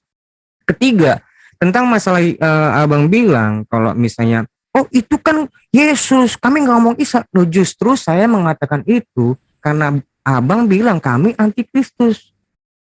Anti Kristus itu kan arti yang diurapi. Loh, memangnya kamu Almasih itu diurapi? Bukan. Almasih itu artinya yang mengusap. Kenapa yang mengusap? Kalau kamu memahami dengan Almasih itu arti kata yang diurapi, kamu harus godok itu kitab kamu. Yang ngurapin Isa itu siapa? Makanya Almasih ini diartikan berbeda dengan Kristus, berbeda dengan Mesias, yaitu yang mengusap. Jadi yang aktif, bukan yang pasif. Yang harusnya diurapi, kamu jadi yang mengusap. Karena kalau kamu disebut diurapi, ya kamu mesti tahu siapa yang mengurapi dia. Ketiga, lihat Bang ya, tentang masa depan orang-orang Yahudi sekarang, itu memang sudah diomongin sama Yesus di Matius 24 ini. Sesudah itu Yesus keluar dari bait Allah lalu pergi, maka datanglah murid-muridnya dan menunjukkan kepada bangunan-bangunan bait Allah, Bait Hamikdas. Ia berkata kepada mereka, kamu melihat semuanya itu, Yesus yang ngomong nih, Aku berkata kepadamu, sesungguhnya tidak satu batu pun di sini akan dibiarkan terletak di atas batu yang lain. Semuanya akan diruntuhkan. Nah, pusinglah mereka tahun 70 di Konsilium Nia. Akhirnya mereka membuatlah namanya Konsilium Nia. Ini sejarah. Ini sejarah. Ya, dalam Konsilium Nia ini yang diperkirakan berlangsung di kota Yafne. Karena suci adalah suatu konsili hipotetis yang akhir abad ke-1 menjelang tahun 100-an ke atas, yang sebelumnya diyakini telah merampungkan kanon Alkitab Ibrani. Selain itu, menurut hipotesis ini, dalam Konsilium Nia, kemungkinan pihak otoritas Yahudi memutuskan untuk mengecualikan kehadiran mereka yang meyakini Yesus sebagai Mesias. Makanya ada namanya Birkat Haminim. Dari situlah kenapa? Karena memang konsili ini itu ditenggarai karena apa? Karena bait Allah itu sudah dalam tanda kutip dihancurkan oleh nubuat Yesus yang ini. Bait Allah dihancurkan, hancur lebur, mereka tuh nggak bisa lagi. Nah, biar kamu tahu nih, saya kasih bocoran kamu tentang Yahudi zaman sekarang. Inilah makanya ada namanya misnah. Misnah itu kepercayaan, ini yang kamu selama ini kalian ditipu. Kepercayaan akan suatu hukum lisan ilahi sebagai tambahan bagi hukum Musa yang tertulis tidak dikenal pada penulisan Alkitab yang berlangsung di bawah ilham ilahi. Berabad-abad kemudian ada suatu kelompok Judaism yang namanya Farisi yang mengembangkan dan mempromosikan konsep hukum lisan. Itu namanya Torah CBAP. Torah CBAP. Ini dia. Selama abad pertengahan, orang-orang Saduki dan orang Yahudi lain menentang ajaran yang tidak berdasarkan Alkitab ini. Akan tetapi selama bait Allah Yerusalem masih menjadi pusat ibadah, hal ini menjadi hal yang sekunder. Oke, saya lanjutkan nih. Namun pada tahun 70 Masehi, ya, di sini hancur di bait Allah. Bangsa Yahudi menghadapi krisis agama dalam skala yang sulit dibayangkan. Yerusalem dibinasakan oleh legion Romawi. Bait Allah itu dijadikan pusat berhala. Dan lebih dari 1 juta orang Yahudi terbunuh. Bait pusat dari kegiatan rohani mereka musnah, hancur lebur. Ini yang dibilang Yesus. Inilah yang dinubuatkan Yesus di abad pertama. Di tahun 30-an something. Tahun 70 hancur. Nah, makanya disitulah dikenal namanya misnah. Makanya kamu jangan ditipu. Ini sejarah. Makanya ada misnah. Makanya ada gemara. Apa-apaan itu? Itu bukan dikenal. Itu nggak dikenal, Bang. Itu nggak dikenal. Lisannya lisan aja. Tapi akhirnya sekarang mereka bahkan merayakan pembacaan Talmud setiap tahunnya. Mereka nggak pernah mereka merayakan hari di mana mereka menyelesaikan membacakan Torah. Nol. Talmud yang mereka rayakan. Inilah Yahudi yang kalian cium-cium nih. Justru mereka itu krisis karena memang bait Allah ini, yaitu bait Allah itu tubuh Yesus itu sendiri. Makanya 3 hari kamu hancurkan bait Allah ini, 3 hari akan saya bangun kembali. Itu kan artinya kebangkitan Yesus maksudnya. Loh, kalau kamu nggak mau percaya sama Yesus, lebih percaya sama orang-orang Yahudi TikTok zaman sekarang, fine, it's okay, nggak masalah bagi kami. Gitu. Jadi besok-besok panggil Yahudi ke sini, debat. Aku terbuka berdebat dengan orang Yahudi, Bang. Panggil ke sini. Ya kira-kira untuk sementara. Kalau bisa sesi malam hari ini saya sampai di sini. Kalau teman-teman mau lanjut, moderator secara darurat saya ambil alih ya. Ya, terima kasih kawan-kawan ya. Saya butuh istirahat. Terima kasih teman-teman. Terima kasih diskusinya mantap. Bang Erben. Ya, Bro Juma semangat terus. Oke, sip. Suaranya tetap keluar. Berimbang betul apa. Oke, dengan tidak mengurangi rasa hormat saya ucapkan kepada seluruh para narasumber. Karena diskusi sudah berjalan panjang, mungkin cukup melelahkan juga. Tadi juga saling terima kasih dan saling memaafkan sudah disampaikan. Anggap saja itu sebagai penutup ya, karena sudah komprehensif sekali pemaparannya dan berjalan sangat kondusif, menjadi hal yang sangat edukatif buat yang menyaksikan, baik untuk partisipan maupun untuk para netizen yang menyaksikan diskusi ini. Jadi saya persingkat saja dengan bacaan hamdalah, saya tutup acara ini. Alhamdulillahirabbil alamin. Astagfirullahaladzim, astagfirullahaladzim, astagfirullahaladzim. Asyhadu alla ilaha illallah wa asyhadu anna muhammadar rasulullah. Wassalamualaikum warahmatullahi wabarakatuh. Waalaikumsalam warahmatullahi wabarakatuh. Oke, thank you semuanya. Bentar, Ben, Aderion, bentar. Hari Sabtu jam 8 sama Kanda Yonat dan Gurunda mau nggak? Sabtu jam 8. Jam 8. Aku nggak bisa ya. Aku ada minggu kan gue ibadah. Iya. Oh ya udahlah, oke. Aku ada mengajar aku sekarang Jumat dan Sabtu. Iya, nanti Ya, kita wes. lihat aja lah. Oke. Oke ya kawan-kawan Oke ya. ya, aku izin Baik. dulu ya. Oke ya. Bang, sorry ada kalau kata-kata ya Enggak, semua. oke. Siap. Thank Kalau you. ada Makasih Guru Nda Juma. kalau ada yang Oke. kurang Makasih Bang silakan. Farhan, makasih Bang Erben, Thank you, makasih thank Yon. Thank you. Siap, sama-sama. Bang. Ya. Oke. Teman-teman, saya sebelum tutup channel saya boleh nggak sebentar aja? Silakan Guru Nda. Silakan. Iya, Silakan. karena tadi saya belum closing ya kan. Ya, Nah, saya terkait nanti juga dengan- minta waktu untuk closing ya, membantah sejarah yang dibawa Iya, betul. Erben, karena itu salah kaprah. Silakan Guru Nda. Baik, terkait dengan kalau menyamar katanya itu totalitas. Yang totalitas itu bukan menyamar namanya. Justru kalau kita melihat teman-teman yang dikatakan menyamar itu adalah mengupayakan menampakkan diri selayaknya mirip seperti kepada siapa yang ingin dicontoh. Kan itu ya. Artinya sebisa mungkin kita memperlihatkan diri ke khalayak banyak bahwa kita itu menyamai, mirip sama yang kita jadikan sebagai idola. Itu yang dikatakan menyamar. Sementara Al-Quran itu penuh data-data yang kemudian menghujat kepada sang pemilik daripada Taurat dan juga sang pemilik daripada Injil. Bahkan dengan berani Al-Quran menerangkan di surah Al-Baqarah ayat 79 bahwa celakalah mereka yang menuliskan sebuah kitab dengan tangan mereka sendiri. Jadi bagaimana mungkin kemudian Al-Quran itu mau menyamar-nyamarkan dirinya layaknya Taurat dan Injil. Itu satu poin. Kemudian ketika saudara kita tadi mengatakan bahwa kami tidak akan mungkin melepaskan Taurat, karena pernyataan Yesus dikatakan tadi ya, bahwa aku datang untuk menggenapi segala pernyataan-pernyataan yang dinubuatkan di dalam Taurat kepada tentang aku katanya. Nah, ini pernyataan Yesus bukan untuk kepada warga negara Indonesia, bukan. Tapi ini perkataan Yesus kepada Bani Israel yang memiliki kitab Taurat. Jadi di dalam pemahaman Yesus yang menjadi audiens daripada dakwah dia, misi kedatangannya itu adalah Bani Israel, bukan non-Yahudi. Sehingga dia berbicara kepada Yahudi bahwa aku datang untuk menggenapi tentang nubuatan-nubuatan yang tertulis di dalam kitab Torah dan kitab nabi-nabi tentang aku.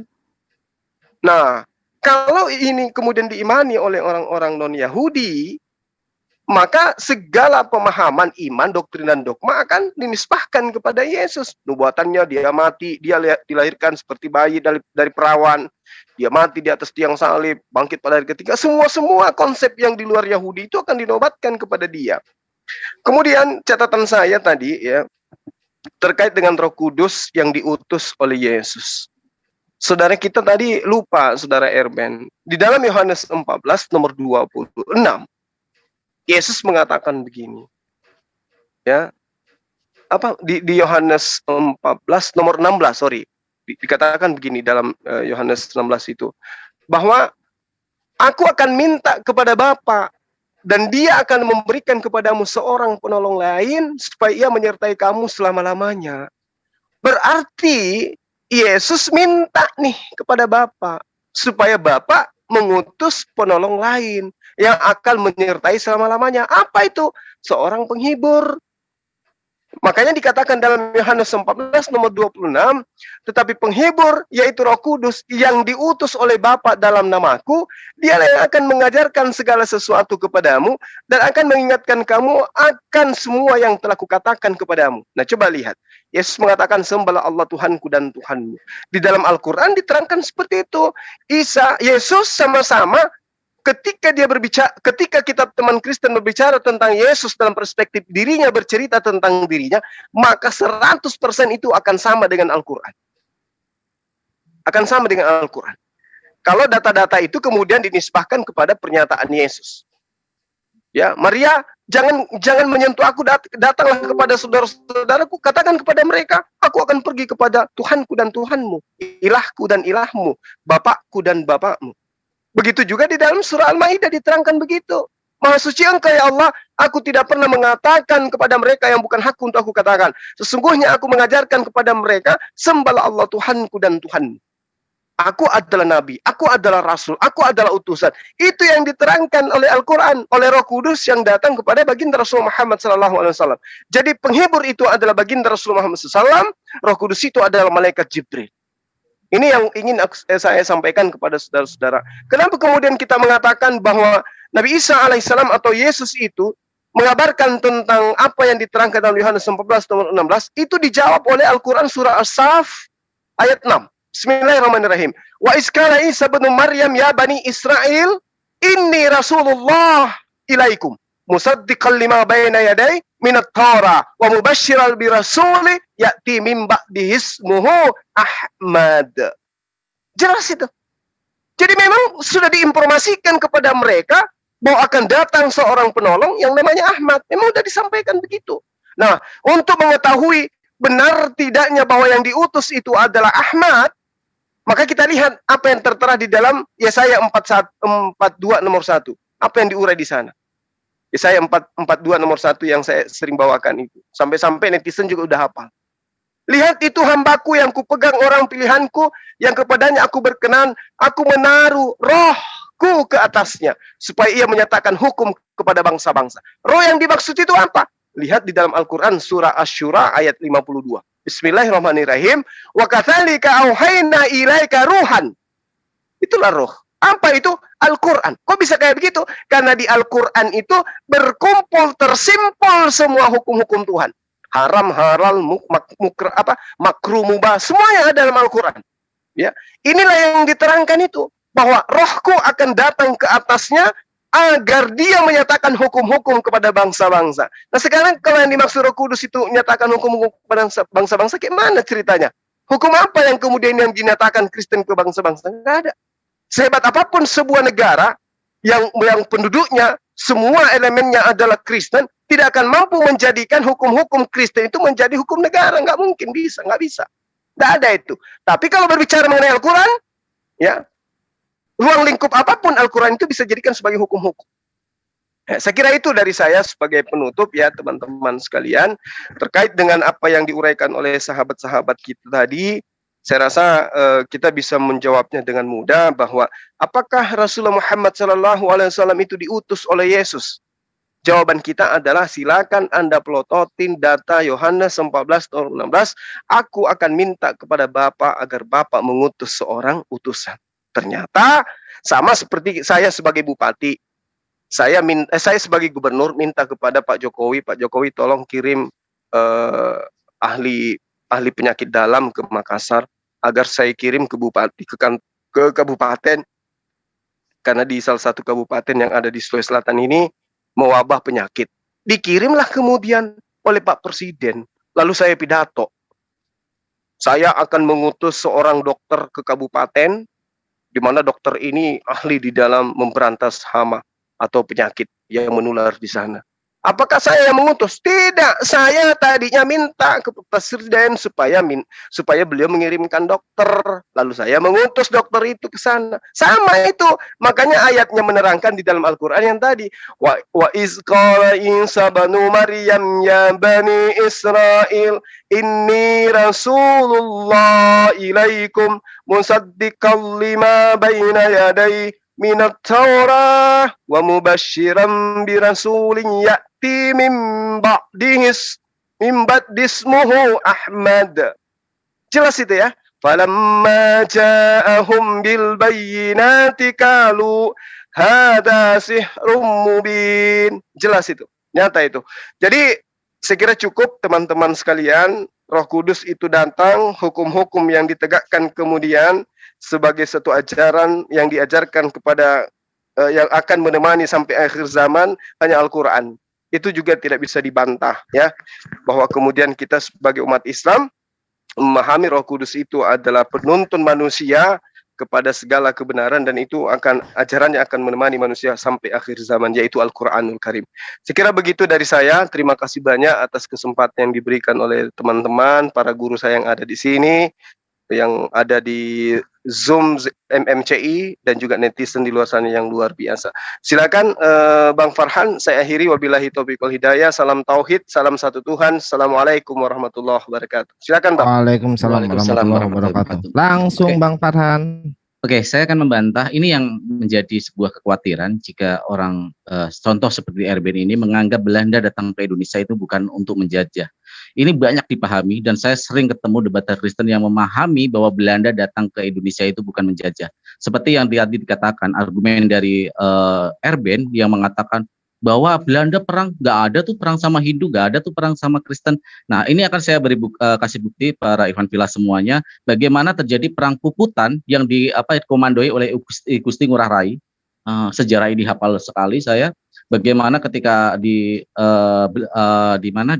Bali itu, Gusti Ngurah Rai melakukan sebuah peperangan yang sangat luar biasa, melawan apa yang diperintahkan yang dilakukan oleh Belanda, dengan membuat sebuah adu domba kerajaan Karangasem ya. Sebelum ada perang puputan itu juga ada namanya perang dengan kerajaan Karangasem, itu ada di Bali, dihancur leburkan, diambil segala kekayaannya, sehingga Gusti Ngurah Rai melakukan peperangan. 400 pasukan Belanda di perang puputan itu meninggal, dan pasukan dari Gusti Ngurah Rai itu 99 meninggal dunia, termasuk Gusti Ngurah Rai. Dan mereka pasukan Gusti Ngurah Rai ini melakukan sebuah perlawanan dengan meminta bantuan pasukan di Pulau Jawa ya, di Pulau Jawa. Nah, apakah di kekristenan juga terjadi peperangan? Ada, yaitu perang Namfor. Makanya perang Namfor itu ya terjadi. Kenapa di Namfor dan Fakfak itu banyak sekali saudara-saudara muslim kita ya yang melakukan perlawanan di sana karena bantuan dari Pangeran Nuku dari Maluku.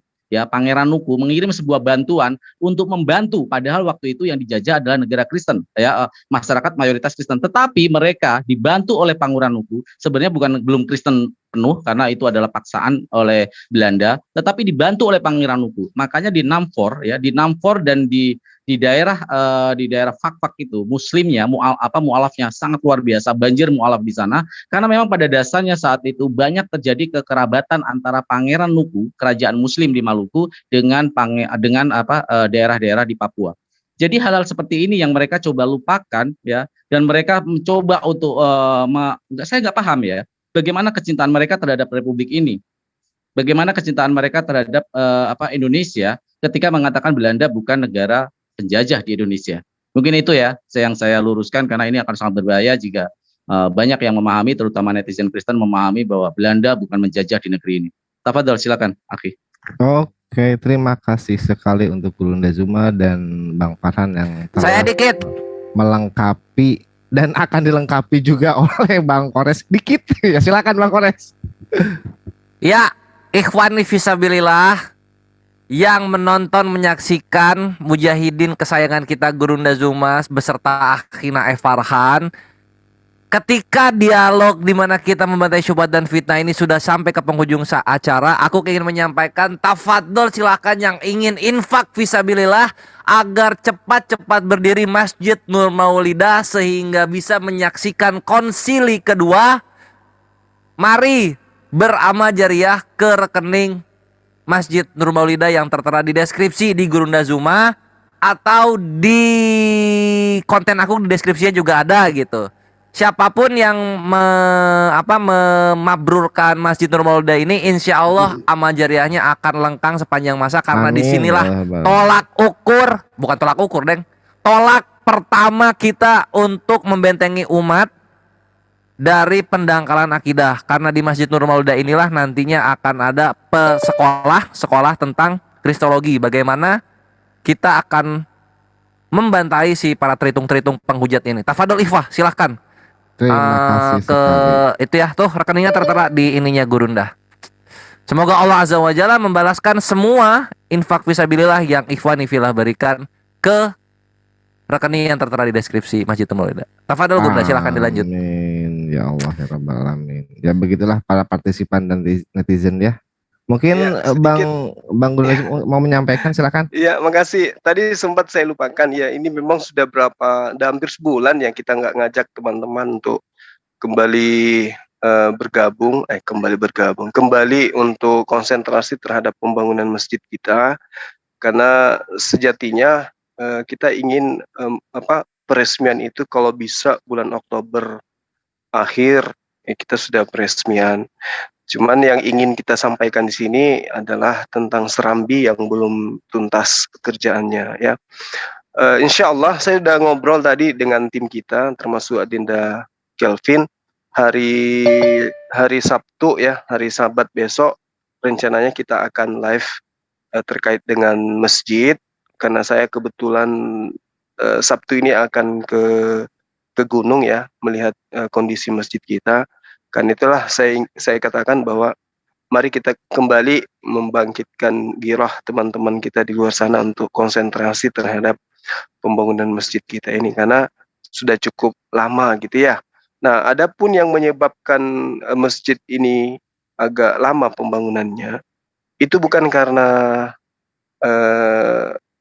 faktor biaya sebenarnya, tapi karena faktor tukang yang mana tukang di sana itu kita nggak bisa pegang kata-kata mereka disebabkan lain yang dibicarakan, lain yang dia realisasikan. Mungkin karena ini disebabkan karena jarak dari tempat mereka ke masjid juga itu jauh.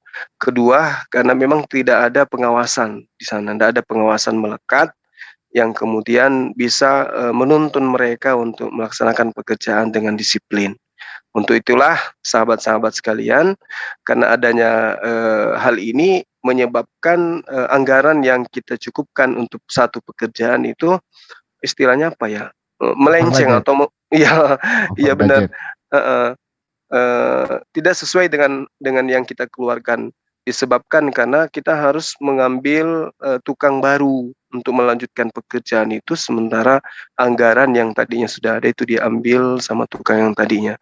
Tapi kita anggap ini adalah cobaan, kita ikhlaskan ya. Ini ada hikmahnya semuanya. Kembali membuka jalan untuk kita semua untuk kembali berinfak sedekah terhadap pembangunan masjid kita. Karena niatan kita itu nggak main-main, teman-teman. Saya menginginkan, kita semua menginginkan agar masjid itu menjadi pusat pembelajaran Kristok Indonesia Timur. Dan itu kita sudah canangkan dengan pemerintah juga, kami sudah ngobrol demikian.